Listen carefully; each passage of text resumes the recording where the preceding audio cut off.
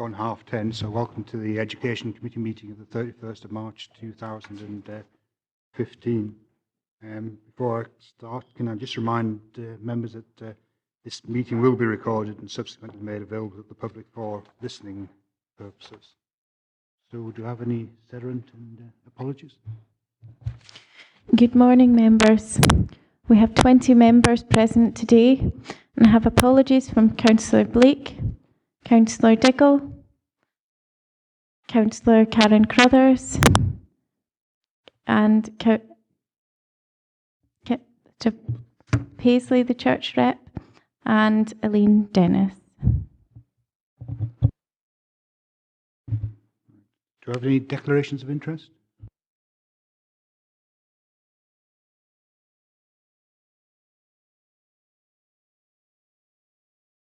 I think Des is trying to say that Councillor McGregor's not present at the moment. Do you have any indication that she's going to be? No indication that she's not coming. Yeah, certainly yesterday. So I presume she's on the way.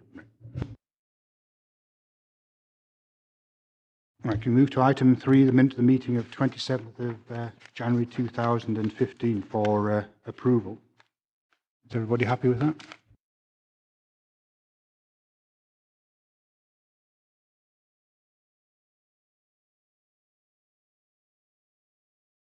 Okay, so if we move on to item 4, education, staffing and budget update. And if I can just make a brief statement before we get into the meat of this. The proper officers confirmed that it's entirely competent for this committee to consider the report before today on education, staffing and budgets. And this is on the basis that there's been 12 signatures submitted to call a special meeting of full council. And part of the reasoning behind this calling the meeting is to discuss a lot of the information which is contained within this paper. At its budget meeting on 5th of February 2015, the Council made specific provision for policy development funding to support the implementation of the agreed supporting learners' service review outcomes. This funding is intended to address any unexpected shortfalls in provision which may arise as a result of unforeseen circumstances. Once the budget was fixed, its component parts were delegated to corporate and service committees to be processed through normal channels. The Policy and Resources Committee, at its meeting on 17th February 2015, received a report updating them on the Scottish Government settlement deal. This included a requirement on the Council to protect teacher numbers in order to secure the maintenance of the pupil-teacher ratio for local authority schools at 2014-15 levels. In taking account of this information, members agreed that the Council would meet the terms of the funding settlement package, including the maintenance of teacher numbers. In light of agreeing to this package, members recognised this resulted in a shortfall of £606,000 and further noted that the Director of Education would identify options to address this funding shortfall while maintaining teacher numbers and report to this meeting of the Education Committee. The report before today's Education Committee meeting provides members of the package of measures to offset the budget shortfall while meeting the strategic requirements of the Council's budget for 2015-16 and subsequent years. These are detailed in paragraphs 316 to 319. Paragraph 318 specifically deals with the use of the SL mitigation funding. The report before members is competent as it reflects the previous decision of the Policy and Resources Committee. It is for members to determine whether or not they wish to agree the packages of measures to offset the shortfall. Okay, everybody happy with that? Okay, so Colin, would you like to introduce the paper? Thanks, Chair. Good morning, members. Since uploading this report, myself and Paul Garrett went up to meet with government officials and travelled to meet with government officials in Edinburgh around clarifying the position on teacher numbers moving forward and what the arrangements would be for tracking those. I think that this is the first report that relates to that issue, and as such I thought it might be helpful to members if I was able to provide some information about that meeting before going on to the rationale within this paper, if that's agreeable to members. Okay? Yep. So at our meeting with the Scottish Government officials, it was clarified that there would be 3 tracking events before the September census. But those events are one, the first one that's just taken place in March, which is myself and Mr Garrett meeting with the officials clarifying the arrangements and talking about what the planning was moving forward. So that's the first tracking event that's already happened. There'll be a dry run in June where we submit all the census data where we are in June. And although that will neither count for or against us, it will give an opportunity to see how things are shaping up for September. And then there'll be a third meeting in August with the government officials again, just to clarify the position we're in and how things are in terms of the recruitments that we've made and what the ratios are looking like. There would then be the September census, which is usually then published in December. And it was clear that the aim there is for us to work alongside the government officials in terms of trying to ensure that our ratio would remain at 12.1 to 12.7. That, incidentally, is the lowest ratio in mainland Scotland at this stage. And it's clear at the moment the position is that if we fall below or go above 12.7, if we fall below the number of teachers and therefore the ratio increases, we would not be able to draw upon the government funding that's been available.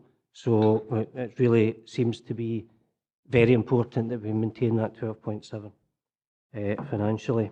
There are, I think, some implications for this that you should be aware of. Our secondary role is falling next year slightly, but the primary role is rising, which means that overall the number of pupils is almost exactly the same next year. What that in effect means mathematically is that if we maintain exactly the same number of teachers, then in fact our pupil-teacher ratio will remain at 12.7. Okay, other implications are it's not an exact science.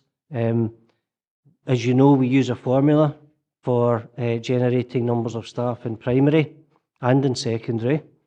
And you'll realise that in a primary school of 48 pupils, if we had 2 extra kids enrolling, that would generate 1 extra teacher. On the other hand, in a school of 28 pupils, 20 pupils enrolling wouldn't generate an extra teacher because it wouldn't take you beyond the threshold. So what I'm trying to highlight there is there's not exact science in terms of how we will know whether we're generating additional staff, and it may therefore be very important that we keep a very close eye on that and possibly have to juggle with additional staff temporarily above formula to maintain numbers, and that's something that we would report back to you. Second implication, I think, is that because we can't afford to fall below 12.7, we may well have to run, or can't afford to fall below the number of teachers, we probably have to run a wee bit above in order that we don't slip that one below. And in relation to that, we have as a department requested the maximum number of probationers from the Scottish Government. Probationers sign up to authorities that they want to go and work in, but quite a number of them come through as waivers where they agree that they could be placed by the government and a local authority for some extra funding for them. We've asked for the maximum number that we can achieve, and that's particularly important in terms of trying to make sure that we're sitting just above the numbers that are required. In terms of, so that's a bit of background, I think. I'm happy to answer questions on that in due course. In terms of this particular paper, officers have sought to be pragmatic in proposing how we might cover the gap or the shortfall in the budget as in terms of what had originally been set out in terms of savings through decisions that are delegated to this committee. We've targeted a 90,000 underspend in each of this year and next year, so that's 180 in terms of efficiencies, 180,000. We, in asking for a large number of probationers, we are hopeful that through the refresh agenda we're also able to generate a further 80,000. We'd use the government funding of 303,000, and that leaves 346,000 to find, and what we're seeking to do is apply proactively a portion of the ASL mitigation fund, proactively rather than reactively, to support vulnerable learners, and that would be around 11 posts which would be placed in areas of deprivation, but with a number of those posts being flexible so that they could have a very specific learning support role. And we would look to, that would cover 2 of the categories that were very specific in the policy development bid. The other 3 categories, which might be around transport or other support, we would hold back a portion of the ASL fund to use reactively and report back to committee as had been agreed. Thank you, Carl. Can I just say it's somewhat disappointing that after we've been through the budget setting process, that the Scottish Government then decided it was going to change the rules under which it was allocating funding. We were well below their target ratio of 13.5 at 12.7.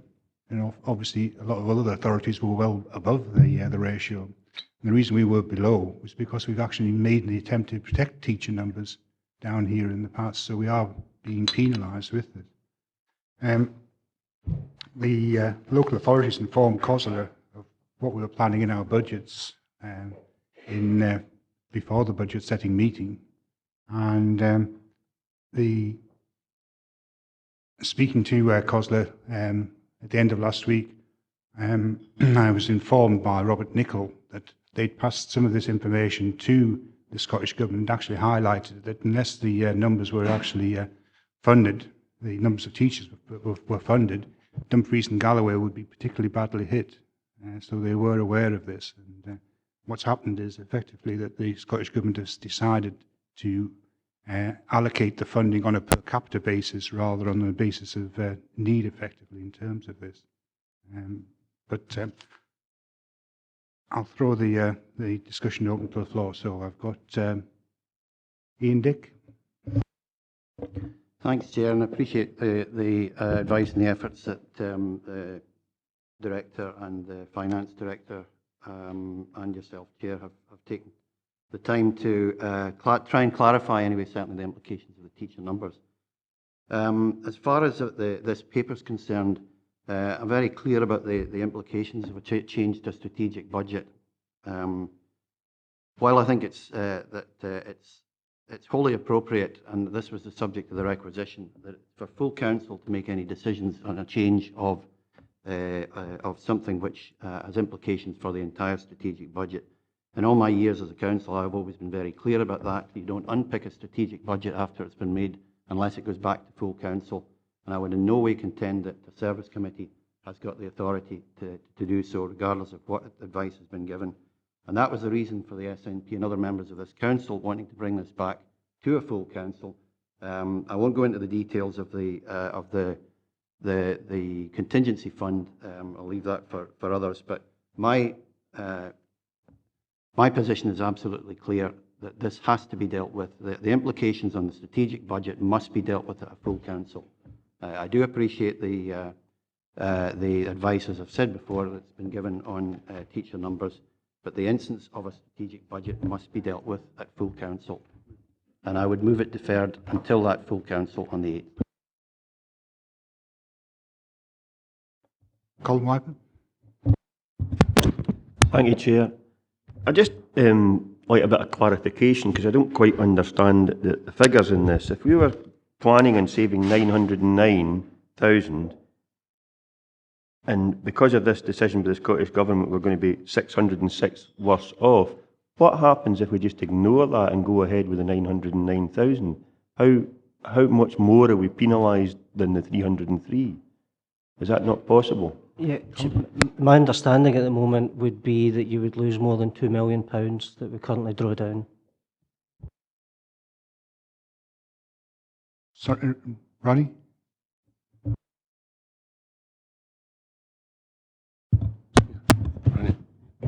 It's £3.4 million altogether, Councillor Viper. I think it is disappointing that that the rules had changed, and I think he intimated that at the very start. I think there was a double whammy here. I don't know what Ian's talking about, strategic budget. This is a budget about the education that was passed to the education for them to make decisions on. But I'll leave it up to Ian's thought process. But the double whammy here is it's actually going to cost more by keeping more teacher numbers than is necessary, which will bring us down actually below the 12.7 in my calculation, just for this. I can understand why that's happening, and we don't get the budget to actually have, with the numbers we've actually got. We're the best area in Scotland, and I spoke with John Swinney on this as well, and along with Jeff, and he wasn't interested. All he was interested in was the numbers on a national basis, not what happens in Dumfries and Galloway. And I think it's been well rehearsed, the impact it will have in Dumfries and Galloway, and we're being penalised for being the best in Scotland, where others have got, very high pupil-teacher ratios, and they're actually getting more money. So they're actually getting rewarded for that. So, where the quality is in that. And it's not based on overall educational attainment, it's based on crude teacher numbers, which I think is a ridiculous situation that we are in. But we are in that situation, and we had to go forward with that, or it would have costed £3.4 million. Just before I bring in Jim McComb, can I just emphasise that in the, well, it's not guidance, it's the rules effectively. It actually states there will be no mitigating circumstances whatsoever. So, for example, if a teacher died or a teacher handed his notice, and that brought us one teacher below this the current level, we would lose £3.4 million, which is a stupid policy, I must admit. It really puts us in a straitjacket in terms of that, and we've been dictated to in terms of how we run our education policy by a government which is committed to not ring-fencing funding, which they've effectively done with 60% of the education budget down here. Jim? Thanks, Chair. I would certainly reiterate the fact that Dumfries and Galloway has been punished for keeping a low pupil-teacher ratio. That in past years we have indeed tried to maintain teacher numbers and unfortunately have paid the price for this. My understanding is that teacher numbers can be varied, but the pupil-teacher ratio cannot vary. That if there is a change in the role, can teacher numbers be altered? Okay. Chair, you'll understand as Director of Education, I'm always keen to keep out of any of the political debate, so I'm really just trying to clarify a number of matters here. There are two commitments that have to be made in order to maintain the £3.1 million drawdown. One is the number of teachers that we have, and the other one is the pupil-teacher ratio. What I'm saying is that the one way in which we are fortunate is that in our authority it happens to be that the role next year will be virtually identical to that which it is this year. So rather than having to keep an eye on both figures, all we have to do is make sure that we maintain the right number of teacher numbers. Further clarification we saw about, it would appear to be the government are very keen to make sure that we do maintain the number of teachers across the country that we currently have, and therefore are looking not at any buffer zones, but trying to make sure that everybody maintains a minimum threshold. However, just to maybe reassure a wee bit, there will be cases where you may be in the middle of recruitment, or a vacancies there are very temporary, or a teacher's off sick where you've got a supply teacher in where the post can count. What we're not allowed to do is say that because we've just advertised 25 posts and nobody's there, that's the same as the teacher. So there's a little bit of flexibility there. But at the census week, it will be effectively the number of posts that we're genuinely in the position of filling. The one concern we have, I think, is that we've never found it all that easy to recruit from up and down the country, people to relocate here. I believe in the longer term we'll improve with that because it becomes a better and better place to live, Dumfries and Galloway. But in the meantime, the one worry we have, I think, is that if we don't get as many probationers as hoped, and we have to do a lot of recruiting, that we'll find that a lot of authorities are in that position, and it's a wee bit easier for the Central Belt authorities to deal with that. So we really need to be quite rigorous and active about that. Jim? Chair, I think the Director has gone some way to answering my next question, which is, can you give us some more detail on how the £180,000 of savings will be achieved? Certainly, the last time I spoke to colleagues in finance in preparing the end of year budget for education, as you know, we come in under or on budget every year. We were looking at around about an £80,000 underspend. Okay, so we'd like to combine that with a target of £100,000 underspend for next year. It's less than 0.02%, I think, of the overall budget, and we would be optimistic that we'd be able to achieve that. Yeah, can I just say, in terms of recruitment, I think it's a problem a lot of the rural local authorities have, and Moray have already indicated they've got a lot of vacancies that they can't fill, so they're going to be really up against it in September in hitting the ratio. And the same's true of Fife Council. The leader of Fife Council indicated they've got 90 vacancies, which they're trying to fill, but they just can't do it at the moment. Rob Davison.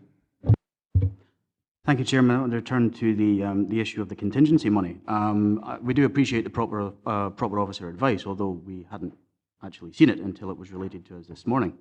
I reflect actually back on the discussions at Policy and Resources Committee, and it was Gail McGregor, in fact, who said that it would surely be reasonable for the Education Committee to take the view, if it saw fit, that whatever proposals came forward might require to go back to full council if we were unsure or concerned about them. I do paraphrase, I haven't had a chance to check the official record, but I remember it being a very sensible point. And it's only on seeing the proposal that the SNP group and some of our colleagues in other and no groups decided that it was appropriate that we ought to submit a requisition. Councillor Nicholson in particular will recall the amount of detailed involvement that my colleague Councillor Dick has had in numerous council budgets over the years. I tend to take his advice very seriously. We take the view that it's entirely appropriate and reasonable for the full council, which sets the budget and determines where policy development money will be allocated, and that is the issue, to take a view on uses of that policy development money which could be other than for the purposes they were originally allocated. That's the view that we take as regards this particular proposal in terms of the contingency money. And it's with that in mind, and on that basis, I'm very happy to second Ian Dick's motion that the consideration of this is deferred until the full council on the 8th of April. Ian Crillis. Hi, Chairman. For different reasons, I would rather see it being deferred to the full council as been provisionally scheduled in. At the Causal Improvement Service conference, the First Minister made an out. There was two discussions. She did the closing remarks, and one of the questions asked by the Vice President was directly in relation to this and the subsequent penalties that would come from it, as we are seeing. And still haven't got the answer to that. I've asked Eric Crichton to look into that, what that meant for what the First Minister said compared to what the actual John Swinney is saying is conflicting. So I'd be happy to see it go to full council, so I actually see a resolution to that answer. It would help me then better inform potential further decisions. Dick Brodie. Thanks, Chair. The only positive thing out of this is that the number of support for learning teachers is safeguarded for the moment, and I think that's good news for the children with additional support needs in Dumfries and Galloway. What I'm not disappointed is there's not more options in the report for the savings. Councillor McComb has asked the question of operational efficiencies and vacancy management of £180,000. Surely this could have been identified in the budget, and £180,000 represents another 10 learning assistants who could be involved in improving education and support for children. Vacancy management there is, if that implies that we're going to wait a period of time to fill posts in our schools, and I think that would be I don't think that would be the best thing for children and teaching. I think that we've been against salami slicing for a long time, and perhaps that shouldn't be an option that we look at this time. What we're looking for is more options to be presented, and we'd support a deferral to get more options available at the full council, if that's a competent way forward, or the Policy and Resources Committee if it isn't. On the 2nd of March, over 4 weeks ago, we wrote to the Director and proposed a number of suggestions, and we asked them, can these be developed as part of options appraisals for your report? We'd appreciate your feedback on these suggestions. And and we're disappointed that these haven't been considered within the report, even though we put them in 4 weeks ago. These were the school-based social work should be delayed. We think the pilot of £150,000 should be delayed. It affects the school's budget. It'd be a good idea in times when there's plenty of money to do this. The social workers are already involved in our schools and work with the teachers to support children. We had an ASL review where we said we don't want duplication, yet the social workers in our school are going to be duplicating the work done by head teachers, heads of pupil support, pastoral care and support for learning. So ideally, it'd be a good idea, but I think it should be deferred at a time when we have got budget constraints. And the same applies to the family centres development, which affects schools as well, which is a £95,000 addition to our budget, which in times of challenge for pupil teacher ratio and support for children really can't be justified. So I think we would like these things to be considered as part of a future report where a decision can be properly made with all the options available. So I think these are worth talking about and discussing as part of the £606,000 savings. Director. Thanks, Chair. I think it's important to state that the report's been brought forward in good faith. On the question of the underspend and deficiencies, it has been in the past, if there's been a slight underspend, that would have gone into corporate reserves, and it was through agreement with Paul Garrett that small potential underspend could come forward to resolve some of these matters. I've been in contact with Councillor Brodie about the other suggestions that he'd made. Again, in good faith, I tried to bring forward what I believed to be options that were available within the remit of this Education Committee. The policy development funding around social work, etc., although put into the education budget, was nonetheless quite specific about how that would be spent. The SL mitigation question has been specific about a range of measures that could support, that was down to this committee to make decisions on, and I took the view that was well within the suggestions that would be put forward. Thank you, Director. Ronnie Nicholson. Ted.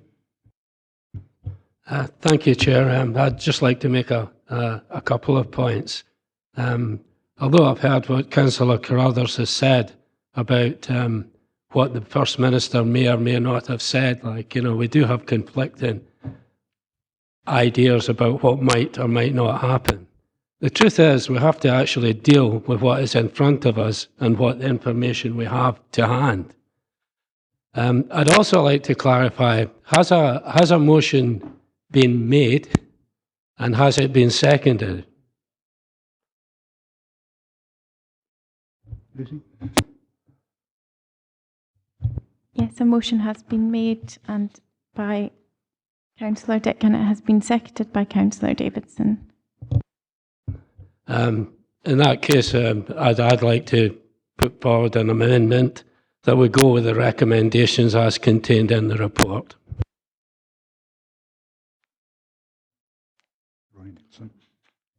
Gail? Thank you, Chair. Apologies for lateness. Lambs don't seem to keep the same time clock as me, I'm afraid, which is interesting but not exciting. I have to agree. I think we should discuss this today. I think we should deal with it today.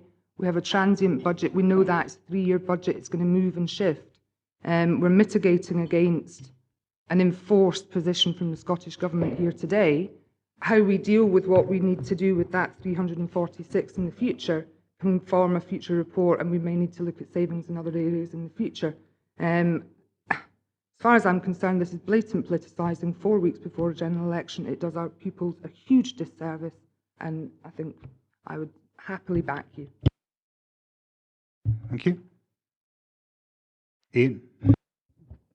Chairman, just on a point of process, whether we decide to go through this today or not, depending on the motion made and who wins, what happens with if I take it the full council still goes ahead anyway? Is that the case? Yeah. Well, that's my understanding, yeah. Graham? Chair, you've got a motion, you've got an amendment. I think you should go to the vote. I've got no more speakers, so we'll go to the vote. You have to go straight to the vote whether you like it or not, Chair. You can't have more speakers with a motion amendment. We have a motion. Lucy, do you want to read the motion and the amendment? We have a motion before us today by Councillor Dick, and this has been seconded by Councillor Davidson. The motion is to defer consideration of this report to full council, scheduled for 8th of April, to agree the package of measures identified at 3.15 to be adopted to offset the shortfall of 606,000. The amendment has been made by Councillor Thompson, and this has been seconded by Councillor Nicholson, to deal with the report before the Education Committee today, to agree the package of measures identified at 3.15 to be adopted to offset the shortfall of 606,000. Okay, everybody clear what the motion amendment is? Yep. Okay, so we go to the vote. Councillor Lever. Amendment. Councillor McKee. Amendment. Councillor Brodie. Motion. Councillor Crothers. Motion. Councillor Davidson. Motion. Councillor Dempster. Amendment. Councillor Dick. Motion. Councillor Yen. Motion. Councillor McGregor. Amendment. Councillor McComb. Motion. Councillor Martin. Amendment. Councillor Nicholson. Amendment. Councillor Nichol. Amendment. Councillor Stitt. Councillor Thompson. Amendment. Councillor Witt. Motion. Thank you. Councillor Wiper. Amendment. And I've now gone Councillor Mail. And just going to go on to the church representatives. Robert McQuiston. Abstention. And Reverend McFadden. Abstention.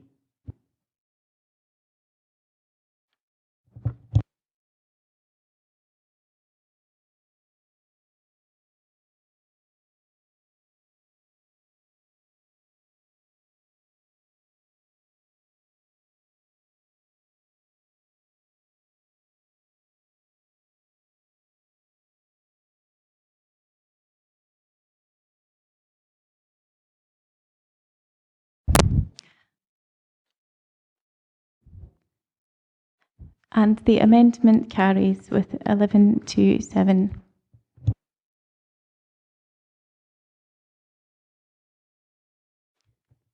Apologies, 10 to 7.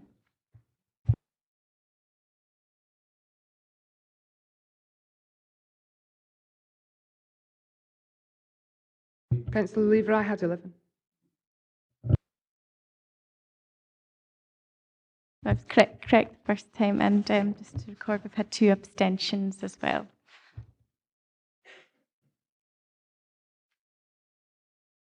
Okay, thank you, members. If we move on to item 5, Sistema Big Noise.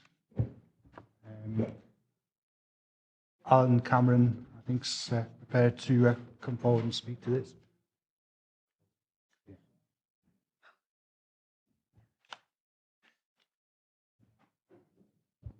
Is there anything you want to add to the paper now?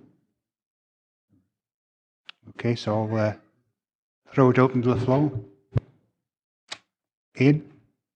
Thanks, Chair. As you'll be aware, I seconded the motion at full council. I'm certainly glad to see it comes back here, but just before I deal with the substantives there.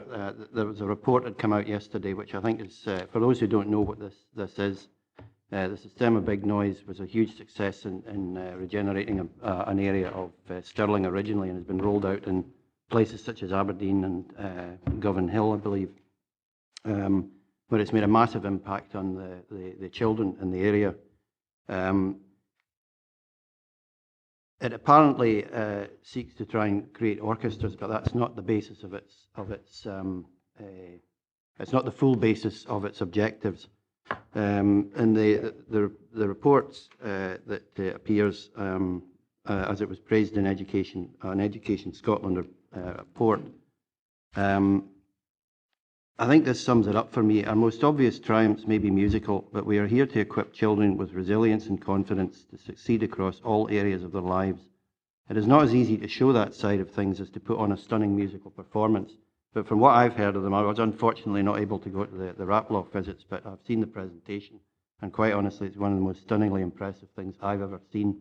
And I think it's, I understood this council was behind this development in the Stranraer area, but I do also understand that there's limited resources Sistema have, and a lot of them have been put into an area of Glasgow and Aberdeen, where there's been cooperation from the council and others.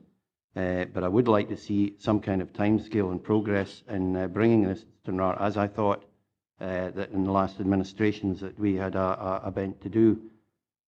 Consequently, and the reason, and in my seconding the motion at full council, I pointed out the fact that this development, this project, would not just cover education.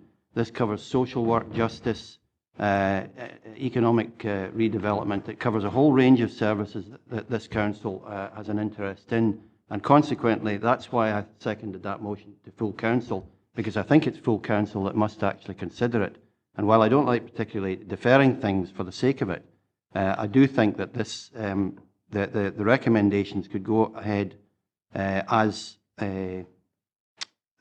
placed there with one amendment to change the 2.2 and agree that the officers will explore the operation of Sistema with officials, present a further paper to a future meeting of full council rather than the Education Committee, because I think that's, and I very strongly think that that's where it belongs, and that's where I thought it was with this council.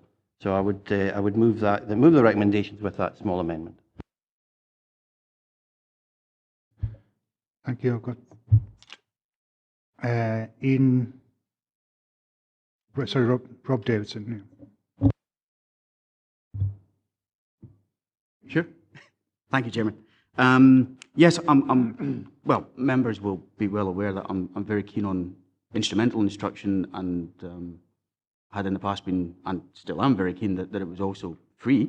But this is about a lot more than just instrumental instruction. Councillor Dick's touched on it already. It's regeneration through music, with a heavy emphasis on personal and social development. It seems to be immensely beneficial, and it is working well established now in the Raploch, getting well established in Govan Hill, and I understand shortly to go into full operation in Aberdeen. Certainly, I've had previous involvement in early explorations of this issue that have been referred to in the report, with a view to seeing whether we might be able to attract Sistema to Stranraer. I wouldn't want to speak for them other than to say that they did appear to be very interested in the prospect, and to feel that there was the potential for quite a good fit in terms of what they do, and what or the ways in which Stranraer might be able to benefit from what they do and how they do it. Councillor McGregor and I had a very enjoyable day trip, at our own expense, I hasten to add, to Govan Hill for the launch of Big Noise Govan Hill, and the atmosphere and the way in which everything had been done, the very inclusive, really across the whole community approach that they took, was very attractive, and did suggest to me that there's something here that might be immensely beneficial. Right, I think there's somebody put forward a motion to defer. Are we talking about the report? Are we talking about the deferral? in the report. I hadn't understood it to be a motion to defer. I'd understood it to be a request that the report was eventually taken to full council, which I was just about to come to. I do think that that is a good idea because clearly this has broader relevance than simply for the Education Committee, and not least the expense is one that I suspect the Education Committee's budget alone couldn't possibly bear. If this was something that we were minded to undertake as an authority, I think it's a decision that we would have to take as an authority, as a full council, that it would be one of our strategic priorities. It was something I was keen to see us achieve when I was still in administration. It's something I hope we might give due consideration. I'm not aware that there was a motion to defer. Councillor Iper, Colin. Thank you, Chair. Just 3.13 mentions a figure of £750 million. Just wonder where and what budget that would be coming out of if it was ever agreed, because that, to me that is like 10% of a year's council savings that we're trying to attain on one project. Yeah, I think we'll be coming to that in due course. Ronnie? Yeah, putting it back to full council, we discussed it at full council and we decided that education was the best place for this to be. And there was a report coming up to education. I spoke to, councillors Thompson, and, I pushed forward with getting the report to the council, and the right place for that was the education, and that was agreed at full council that this should be. So putting it back again for the same decision again, I don't think we can do that. But if we're going on to the report, I think Sistema Big Noise is, is something worthwhile. I think it works in various areas, and I think they've got to look at which areas we would look at the most effective area for this. It's based in looking at areas of deprivation, and that might be something we want to look at across Dumfries and Galloway and not particularly in. I think, but there are things that we need back in the report to see how sure are the evidence base that this is actually working in, in other parts of Scotland, and how that would then transfer to Dumfries and Galloway. There's areas in Annan, Upper Nisdale, Dumfries itself, and Northwest Dumfries, and how that would work.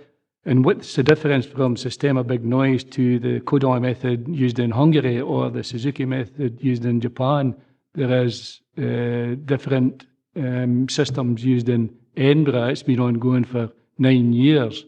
I think it is 8 or 9 years, I think it is, with a great success. And, I would like to know, the impact on that. I would like to know the cost, the finance, and the actual impact on, not just in one area, but for overall. I think it is a bit, we can't blind ourselves to actually the work that's already happening on our doorstep in Dumfries and Galloway. And I don't think it's exclusive to the system or the Big Noise that, every good music teacher in Dumfries and Galloway wants to create a sustainable, non-exclusive atmosphere in which children can explore their creativity and the discipline that goes with that and what happens in that. So we can't blind ourselves to actually what's happening and how that would interact with a separate system within places. So I think there's lots of questions in there, and it is an educational question.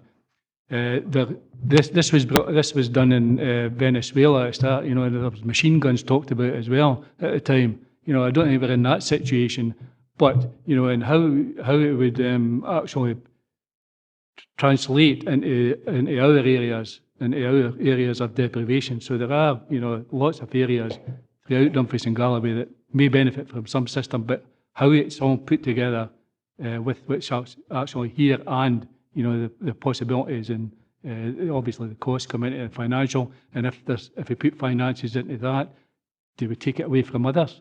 How do we actually bring that together?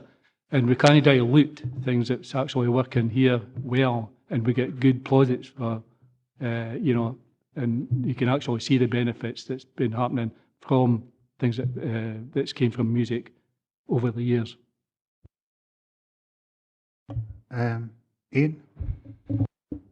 Thanks, Chair. I just want to be absolutely clear there. Deferral was the absolute wrong word. I simply mean that any future report should come to full council for the reasons I already gave, but also for some of the reasons that have been brought up there. There's that Councillor Wiper mentioned. There are financial implications, and my group does not believe that this is purely the, I suppose, both a financial burden or the exclusivity of the education section. It transcends all departments there and has got a strategic financial implication.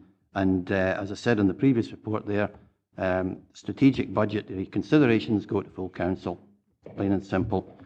But the reasons I gave in my seconding the motion at full council last week still stand. It transcends all services. Ron, do you want to come in on that? Yeah, this is something for education that was agreed at the full council, and it comes to education to discuss and, get the detail on how we deal with this then after we get all the detail, after we get the councillors want out from it and the further report on that and how we go ahead or not go ahead, or if we have the different systems in place throughout the region as well. I think that's something that education has a remit for, and how we finance that will then, we can make a recommendation once we get all the details and all the implications. Thanks, Chairman. I'll be certainly willing to support the change to recommendation 2.2 if it's for next year's budget setting.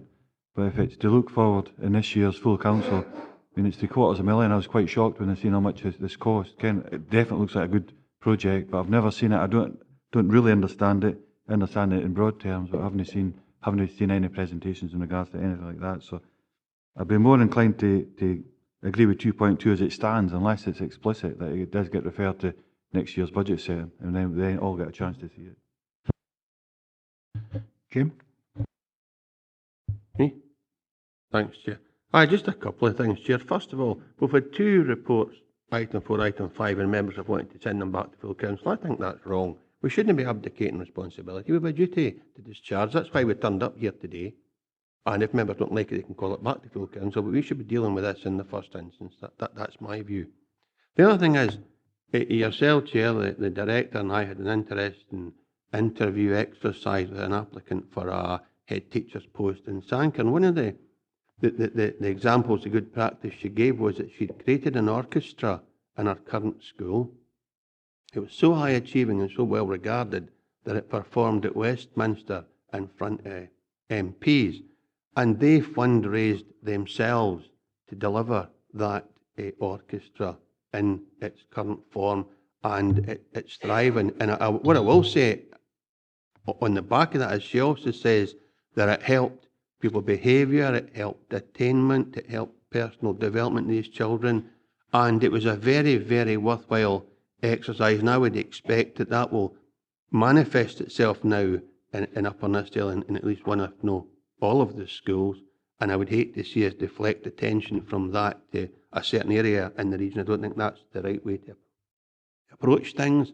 I think it should be a region-wide approach. An item or recommendation 2.2 actually deals with that. A throwaway line before I come to that is that there is also bagpipes. Orchestra shouldn't be specific, and the Bagpipe Association have invested heavily in my area over the next 3 years. I think they've put £30,000 into it, match funding to support kids learning musical tuition. So there is a lot of effort out there, out with what would be education budget to support kids in music, and that shouldn't be lost. And we shouldn't be just looking maybe at how we fund it from education. It's how we support the communities to fund the projects that are being developed and how that's progressed. I've one daft question in 2.2. What's the difference between officers and officials? Or are we talking about officers of the council and officials elsewhere within the private and public sector? Which, if that's the case, that's fine. But very much I think we should consider these recommendations. I think we should support them, and I don't think we should go near the full council when this item is very much an educational item on the agenda for the Education Committee to determine. I think possibly Aaron, do you want to come in on that? Yes, thank you, Chair. I'll say a few words in response to one or two comments that have been made. It's correct to say that Dumfries and Galloway is richly blessed by a wide variety of approaches for music making and supporting youngsters across the council. Councillor Nicholson was highlighting the Kodai method. It was a Hungarian Zoltán Kodai. He was an educator. And the whole NICOS system is based on Zoltán Kodai's method of reading and learning music. The Suzuki method has been used in Moffat and Castle Douglas. The Suzuki method is essentially a string teaching program where youngsters as young as 2 or 3 start with violins and they get the feel of the instrument. They're playing from a very, very early age. They don't use music. Suzuki method is one of those methods where they tend not to really use written music and they learn by listening. So we have a wide variety of approaches across Dumfries and Galloway. It was 2012 when a delegation of folks from the Stranraer area, myself and one or two others, went to see the work at Raploch.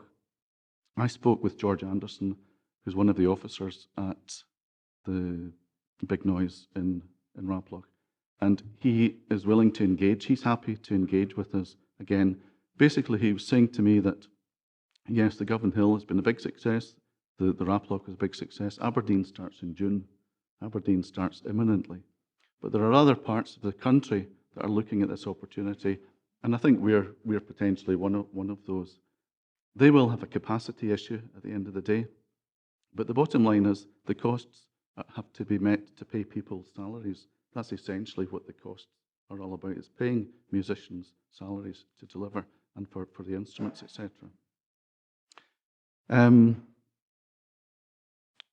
Councillor, my eyesight's not too good, Dempster, was saying, sharing with the work that this lady in Sanker's talking about. Already in Maxwellton High School, we've got a very successful school band, which is very inclusive. It's working with members of the community, youngsters from the primary schools, kids in the secondary school, and they're so successful that they won a community award that some of you might have been at DG1 last year. So we do have a wide variety of strategies to give youngsters opportunity, but not just for musical purposes, because at the end of the day, this particular programme, as some of our other music programmes are, they have musical purposes, but they also have wide lifelong learning and social and community benefit. So I really feel at the end of the day, we need to look at this in the round of the provision we've got and say that they're open to engage with us if we want to talk to them. And if the gentleman at the back there, if we wanted another presentation, because it's 3 years since we engaged with them last, it may be appropriate, if we want to take it forward, another presentation from them as to how they might integrate and work in an area in Dumfries and Galloway. That could be taken forward. But it's just to say something again, finally, in relation to the programme itself, it's an immersive experience for the kids. It's youngsters getting music lessons and working in an orchestra, maybe 3 or 4 times a week. So it's totally immersive. But the other interesting aspect of it is when they come to a community, they're engaging with preschool right down to babies, and indeed with adults and a variety of special needs and additional support need youngsters and adults as well. So it's something that if we were to take forward, I think we would possibly in the first instance look to have another presentation with Sistema. I've got a number of speakers, but I think basically we've got an a motion and amendment which has been submitted. And I think it's a question of whether it goes to full council. I mean, it's obviously we do need a further report, and Alan's outlined to a large extent what could be contained within that report, covering what's being delivered in the community, what the costs are associated with moving down the Sistema system, where we would get the funding from at the end of the day. So I think we agreed that we do need a further report, and all it comes down to now is a question of whether it comes to this committee or whether it's bounced back to full council yet again. And as Jim says, I do think we need to take our responsibility seriously as an education committee and what's been remitted to us in terms of the council business. So I do think it should come to education committee. Gail, you're indicating you want to come in on that. Yeah, it may well help a little bit. I mean, I entirely agree with Councillor Davidson, and what we saw of the project was very, very useful and a thoroughly good day out. He had to endure my chat all the way up the road and back down again, but that's another matter altogether. I think the key thing with this is that it's good to see it in a report, because we have spoken about it at great length. Say we had a visit. We were chair and vice chair of education. It wasn't other people that went to do that visit. So I think it sits very much with education. And some representatives from Sistema came down here and spoke to us as well. And again, it was the education leads that were involved in that. So I think it sits with that. I think what might be helpful when we do get a report back is to have some examples of the other practices that we have in the region, the work that's already being done. Because I think that what we have to weigh up as an education committee is, do we have already fairly impressive things in place that don't require Sistema? Or will Sistema add to that and then we put a bid into policy and resources if required? So I think that would be very useful. The other thing would be a timeline. I don't want this kicked into the long grass. I don't want to see it coming back in a year and a half. So if we can have a timeline for when the report comes back, that would be most useful as well. Could I make a point of order, Chair, please? I would quite happily withdraw my motion. I was wondering where you were looking. Just a point of order, I will withdraw my motion if members are unanimously happy that a report comes back to the Education Committee. I think it's important it comes to the Education Committee in the first instance. Depending on what's in the report, we can then decide where it goes from thereabouts. In terms of the timeline, Alan, can you give us some sort of indication? Well, I can engage with Sistema any time, but we're almost into April. I'm not sure what folks feel, but maybe a report in September. Members happy with that? So on that basis, can we agree the recommendations as contained in 2.1 and 2.2? And 2.3, that we receive a further report along the lines which have been detailed here to come to the Education Committee in September. Right? Chair, there was talk about a seminar, an information seminar, and it might be helpful for our members. I don't know. Yeah, Director. Yeah, I mean, we do have dates that we can use for seminars as necessary, and it might be we could tie that in to allow other members out with education to get a look at things too. If we're going to have a seminar, can we make sure that it covers all the other wonderful things that we're doing in the region? Because as I say, I think it's really good for members to see some positives instead of always dealing with the negatives. And I would certainly appreciate that if we could maybe get some other examples of great practice. Yeah, I think it's very important we do have that, because we do have an awful lot of very good initiatives in Dumfries and Galloway, and what we don't want to do is to bring something which might compete with what we've got rather than complement it. Sorry, very briefly, just on that. Dates for your diary, Thursday the 11th of June at the Easterbrook, for all the wonderful young junior musicians we have. Oh, there'll be around 100 of them playing that night. And Wednesday the 1st of July at the Easterbrook, the senior band and orchestra. Be great to see everybody. Ronnie? Chair, just within that presentation, I mentioned a number of systems, and you've got your experience of that. There was also the one in Edinburgh as well that's been ongoing for about, I think it's 8 or 9 years. And it just deals with all the aspects of the social aspects and the discipline aspects and various other things. So it might be worthwhile, having an oversight of. Okay, members happy? Yep. If we move on to item 6, which is head teacher appointment procedures, and we have Gillian Brightson to speak to this. Is there anything you want to add to the paper, Gillian? Very briefly, thank you. Good morning, members. Thank you, Chair.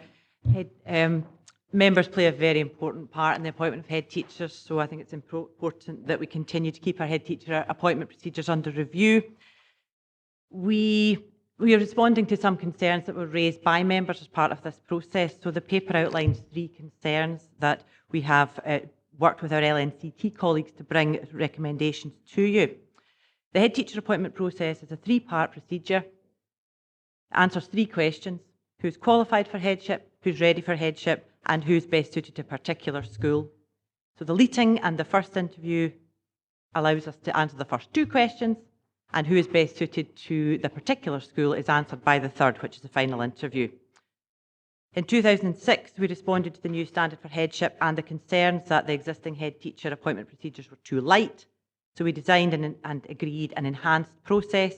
This has been running since 2008 and it's had predominantly good feedback, but the three areas where we need to review are the written task, the fact that members wanted more time with candidates, and practically, with reducing numbers of officers at the centre, it can be difficult to field 3 director, head of service or education officers for each interview coordinated with member diaries. And because of that practical concern, dates can be delayed, and there have been concerns raised about that, the delay that then brings to the appointment of heads. The new appointment procedures respond to the concerns. The first 2 amendments are operationally straightforward, and they have been agreed already by LNCT, which was the removal of the written task and the movement of the presentation into the afternoon session. Members wanted to see the presentation, so we have brought that into the procedures. The third is the suggestion or the options brought to members as to the makeup of the panel. The options are set out in 3.6 to 3.8. Either the status quo with 333, a reduction to a 2-2-2 model, or indeed a reversal to the pre-2006 procedures, which is a 3 parents, 3 elected members, but no voting rights for officers. The view of the LNCT was a 2-2-2 model, hence that inclusion in page 24 of the policy, but they recognised that wasn't actually their place to make that decision, hence bringing in the paper to Education Committee. Thank you. Thank you, Gillian. Members? Alistair? Thanks, Chair. I can see there's not going to be a meeting of minds between me and some of my colleagues, and I'll come to that in a minute. Gillian's already clarified in the first question, which was under 3.4, in that the moving the presentation to the afternoon will mean that the members on the panel will have the opportunity to view it. Where I have some difficulty, I'm not yet made up my mind, is in a note, and do you delve into item 14, and the LNCT, actually their preferred option is to reduce the panel to 2, 2 and 2. I note the reasons for this in 3 point somewhere here, basically the difficulty in getting it into the diary. However, I feel that's a sugary nail to hang it on. And my question would be, if we are going to reduce the membership on the number of members on the panel from 3 to 2, how will that work out? Will that be one from both from Education Committee? And perhaps you could remind me what the current setup is. I know it's the chair or vice chair of the Education Committee. Usually a local member has an opportunity, and one other. Perhaps you could clarify that. What's the current situation of member representation, and what are we hoping to move to if we go down to 2? Thank you. The previous policy didn't actually state the order of invitation, and certainly through members' concerns, we've now included that quite specifically on page 24. So the 2 elected members, or be it 3, should that be the decision of the committee, is the chair or vice chair of Education Committee having the first place. Secondly, a ward member who sits in Education Committee. Thirdly, a ward member. And fourthly, a member of Education Committee within the district. And by that, I mean Annandale and Eskdale, Stuartshire, Wigtonshire. So that would be the pecking order for invitation. I'm obliged to you. I should have read my paper more carefully. Thank you. Rob? Thanks, Chairman. Yeah, Alistair's covered it to an extent, but just to double check on 3.4 with respect to the presentation. I'd noted in the LNCT minutes that it was talking about, I suppose, effectively the presentation being rerun in the afternoon for the panel. Are we talking about that, or are we talking about actually just doing the presentation once and the panel being able to sit in on it, stand at the back, etc.? Because I think probably that way round would have more merit, because you actually see the candidates interacting with many more people. And I can, having done, I suppose, quite a few interviews in a short period, not that long ago, I can definitely see the benefit of seeing that and doing the Q&A, whereas just seeing the presentation that someone's done once that day and given to the panel, I'm not sure would be just quite as useful. Thank you. Certainly we had anticipated that they would do it twice, and that they would do it in the morning to the parents and to the pupils and to the staff, not teaching and non-teaching as they do at the moment. It would be a 10-minute presentation with Q&A. And then in the afternoon, same topic, same presentation, but a different audience in a more formal setting. So in fact, they would do the same presentation twice, and the parent council representatives and the link education officer would see it twice. But we felt that that was it wasn't too much to ask. It's simply a 10-minute presentation run twice to counteract some of the concerns from members that they didn't get to see the head teachers in action.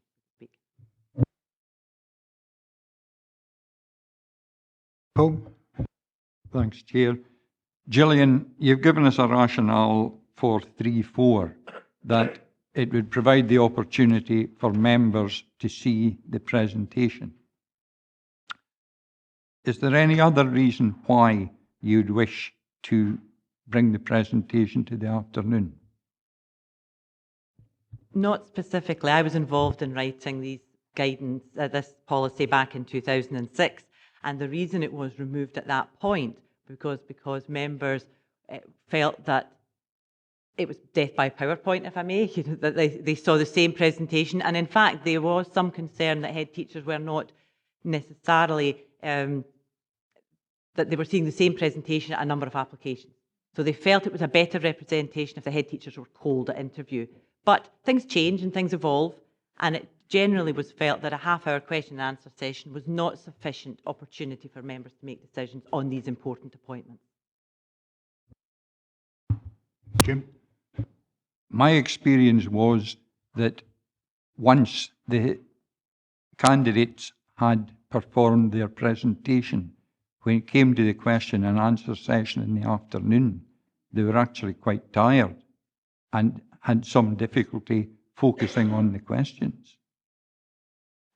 You know, that is anecdotal from my very limited experience, but does that have a bearing?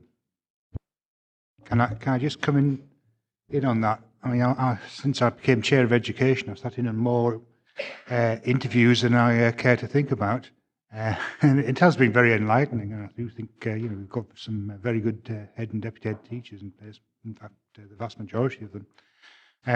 But I do think that one thing we miss out on is you end up picking the candidate who's good at answering the three questions rather than how well they can actually speak to a group of people, albeit a limited number of people, say half a dozen. I do think it gives a different slant on their ability to present themselves for interviews. I do think it's useful. Now, I've been recently at a couple of interviews where that has happened, and I think you can actually get a different view on the individual from the presentation, coupled with the question and answer, than you do just from the question and answer section. Gillian, do you want to add anything? I think it's well recognised that our procedures are robust. There was a concern 10 years ago that we were making very important decisions over a short period of time. So I'm confident that they are robust procedures, but it's 10 years on and it's time to review. Gail? Thank you, Chair. Just a few observations. I think anecdotally, when we've had candidates from out of the authority, they've come in and said that we have a far more rigorous process than other authorities. So I think from that perspective, we do our job incredibly well, and it's very thorough. I don't have any particular issue with having less officers at the final interview, because I know there's a very heavy involvement with officers in the long leads and in the mornings and what have you as well. It's crucial that we have somebody there to advise us and maybe give an educational overview of how they've performed.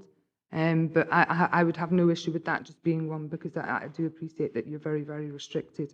I think for me the most crucial thing is that we have the chair and vice chair there to chair it for consistency and in your role and responsibility, so that you have an overview of the schools in your region. I wouldn't like to see that come out. I think that absolutely has to be a stipulation, that it is chaired by the chair or vice chair, and I'm sorry if that gives you additional work, but been there, done it, and it was an absolute pleasure. As far as the presentation is concerned, we're hiring senior professionals here.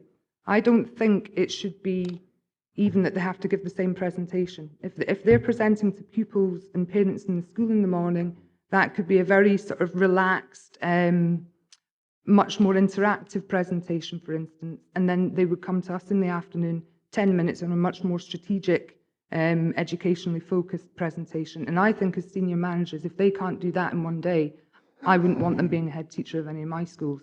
So, you know, I don't think they need to give the same presentation. I think that they need to give the presentation to the audience that they're actually in front of at the time. Plus, your parent council members from the morning will already have seen it, and then they'll have to see it again in the afternoon. So I wonder whether they need to do the same presentation twice.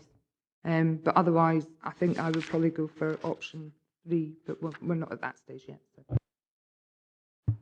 Gail, Jim, Dempster. Thanks, Chair. Just a brief one. I'm happy with the process for elected members. I think it's right that Chair or Vice Chair should be there. I think it's right that a local ward member should be there. And the mechanism for that is absolutely fine in my view.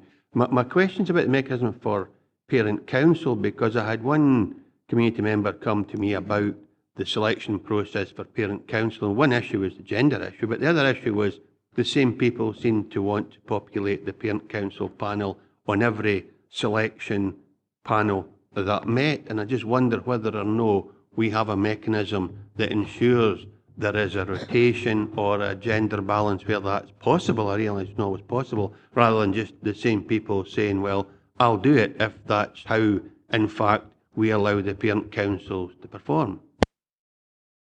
Thank you. It's not documented in here, but certainly the education officer involved goes through a process of training and information with the parent councils, and the importance of representation and balance on the panel is certainly picked up there. We don't have the final say as to who represents the parent council. That would have to come from the parent council, but certainly the importance of rotation and representation is raised. And I would hope that all parent councils would take that advice on board. Thanks, Jelly. Thank you, Chair. Having taken part in a number of interviews for head teachers and deputies, it's clear to me that when we interview deputies, you know, they take part in a presentation, and therefore I think we should be entirely consistent on that. In terms of the options, you know, I think option 3 is the best option open to us, because it actually takes officers in some respects out of it, but they are involved very heavily at the initial part of the process. One other point I would like to make is, I know it's difficult to get people together, and I would advocate that you should use Education Department, in particular the central diary system, to make sure that we actually get people there when we need them there.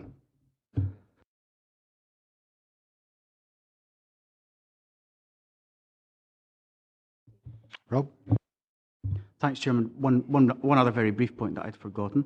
It's maybe something of a concern when we're looking at appointments for cluster heads.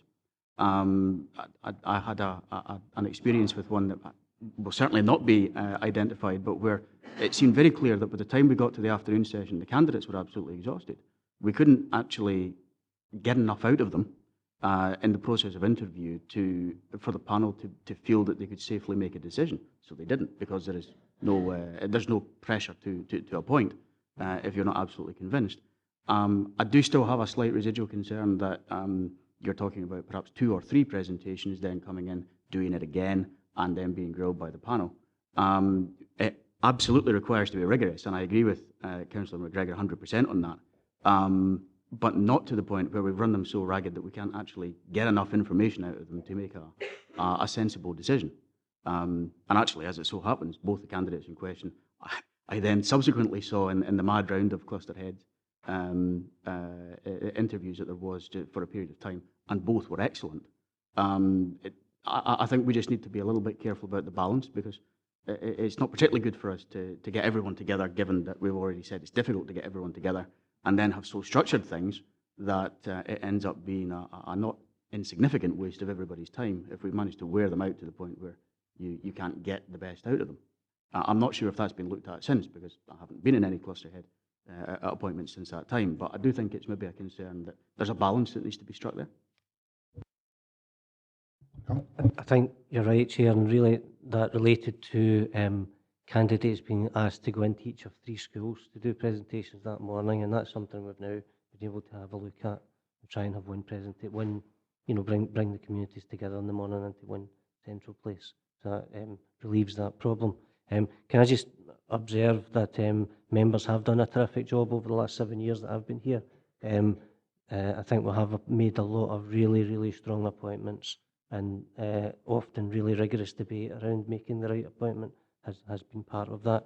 I would also say as a central team, we don't really have any preference to these three options. I think that would be fair to say, other than, we would prefer to move to one of the two new options because we tend to be struggling a wee bit in terms of central staff to support. So happy with either of the other two options for members to vote for. Yeah, I think we do need to recognise that the centre's been the area of education which has suffered the most cuts. So option 3 actually does relieve a lot of the pressure on that. I haven't heard anything to the contrary, so I think we've come to a consensus that option 3 is probably the one we will adopt. So if we can move the recommendations, I've got nobody indicating they want to speak. Members are asked to 2.1, consider revised procedures with the changes set out at 3.3 and 3.4, and recommend that they should be adopted as the authorities policy in the appointment of head teachers. We've done that. And 2.2, agree the constitution of the interview panel by agreeing a preferred option from those set out in 3.6 to 3.8, and I think we agreed option 3. Yeah. Okay, thank you, members.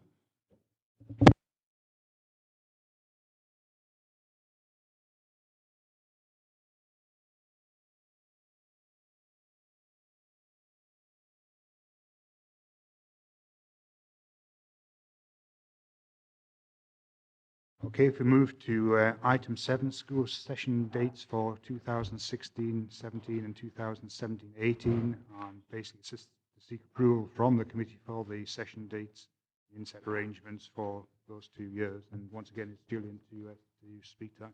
Is there anything you want to add, Julian? Very little, apart from that there is very little room for manoeuvre. Since 2005, we have agreed a 2-week October holiday, which does leave very little room for manoeuvre in the placement of the rest of the holidays. It's never an easy task to please everyone, but the LNCT has agreed to go back out to consultation regarding the 2-week October break in 2017. In the last, since 2005, it's always about a 60-40 split for a 2-week October break, for information. Members? Alistair?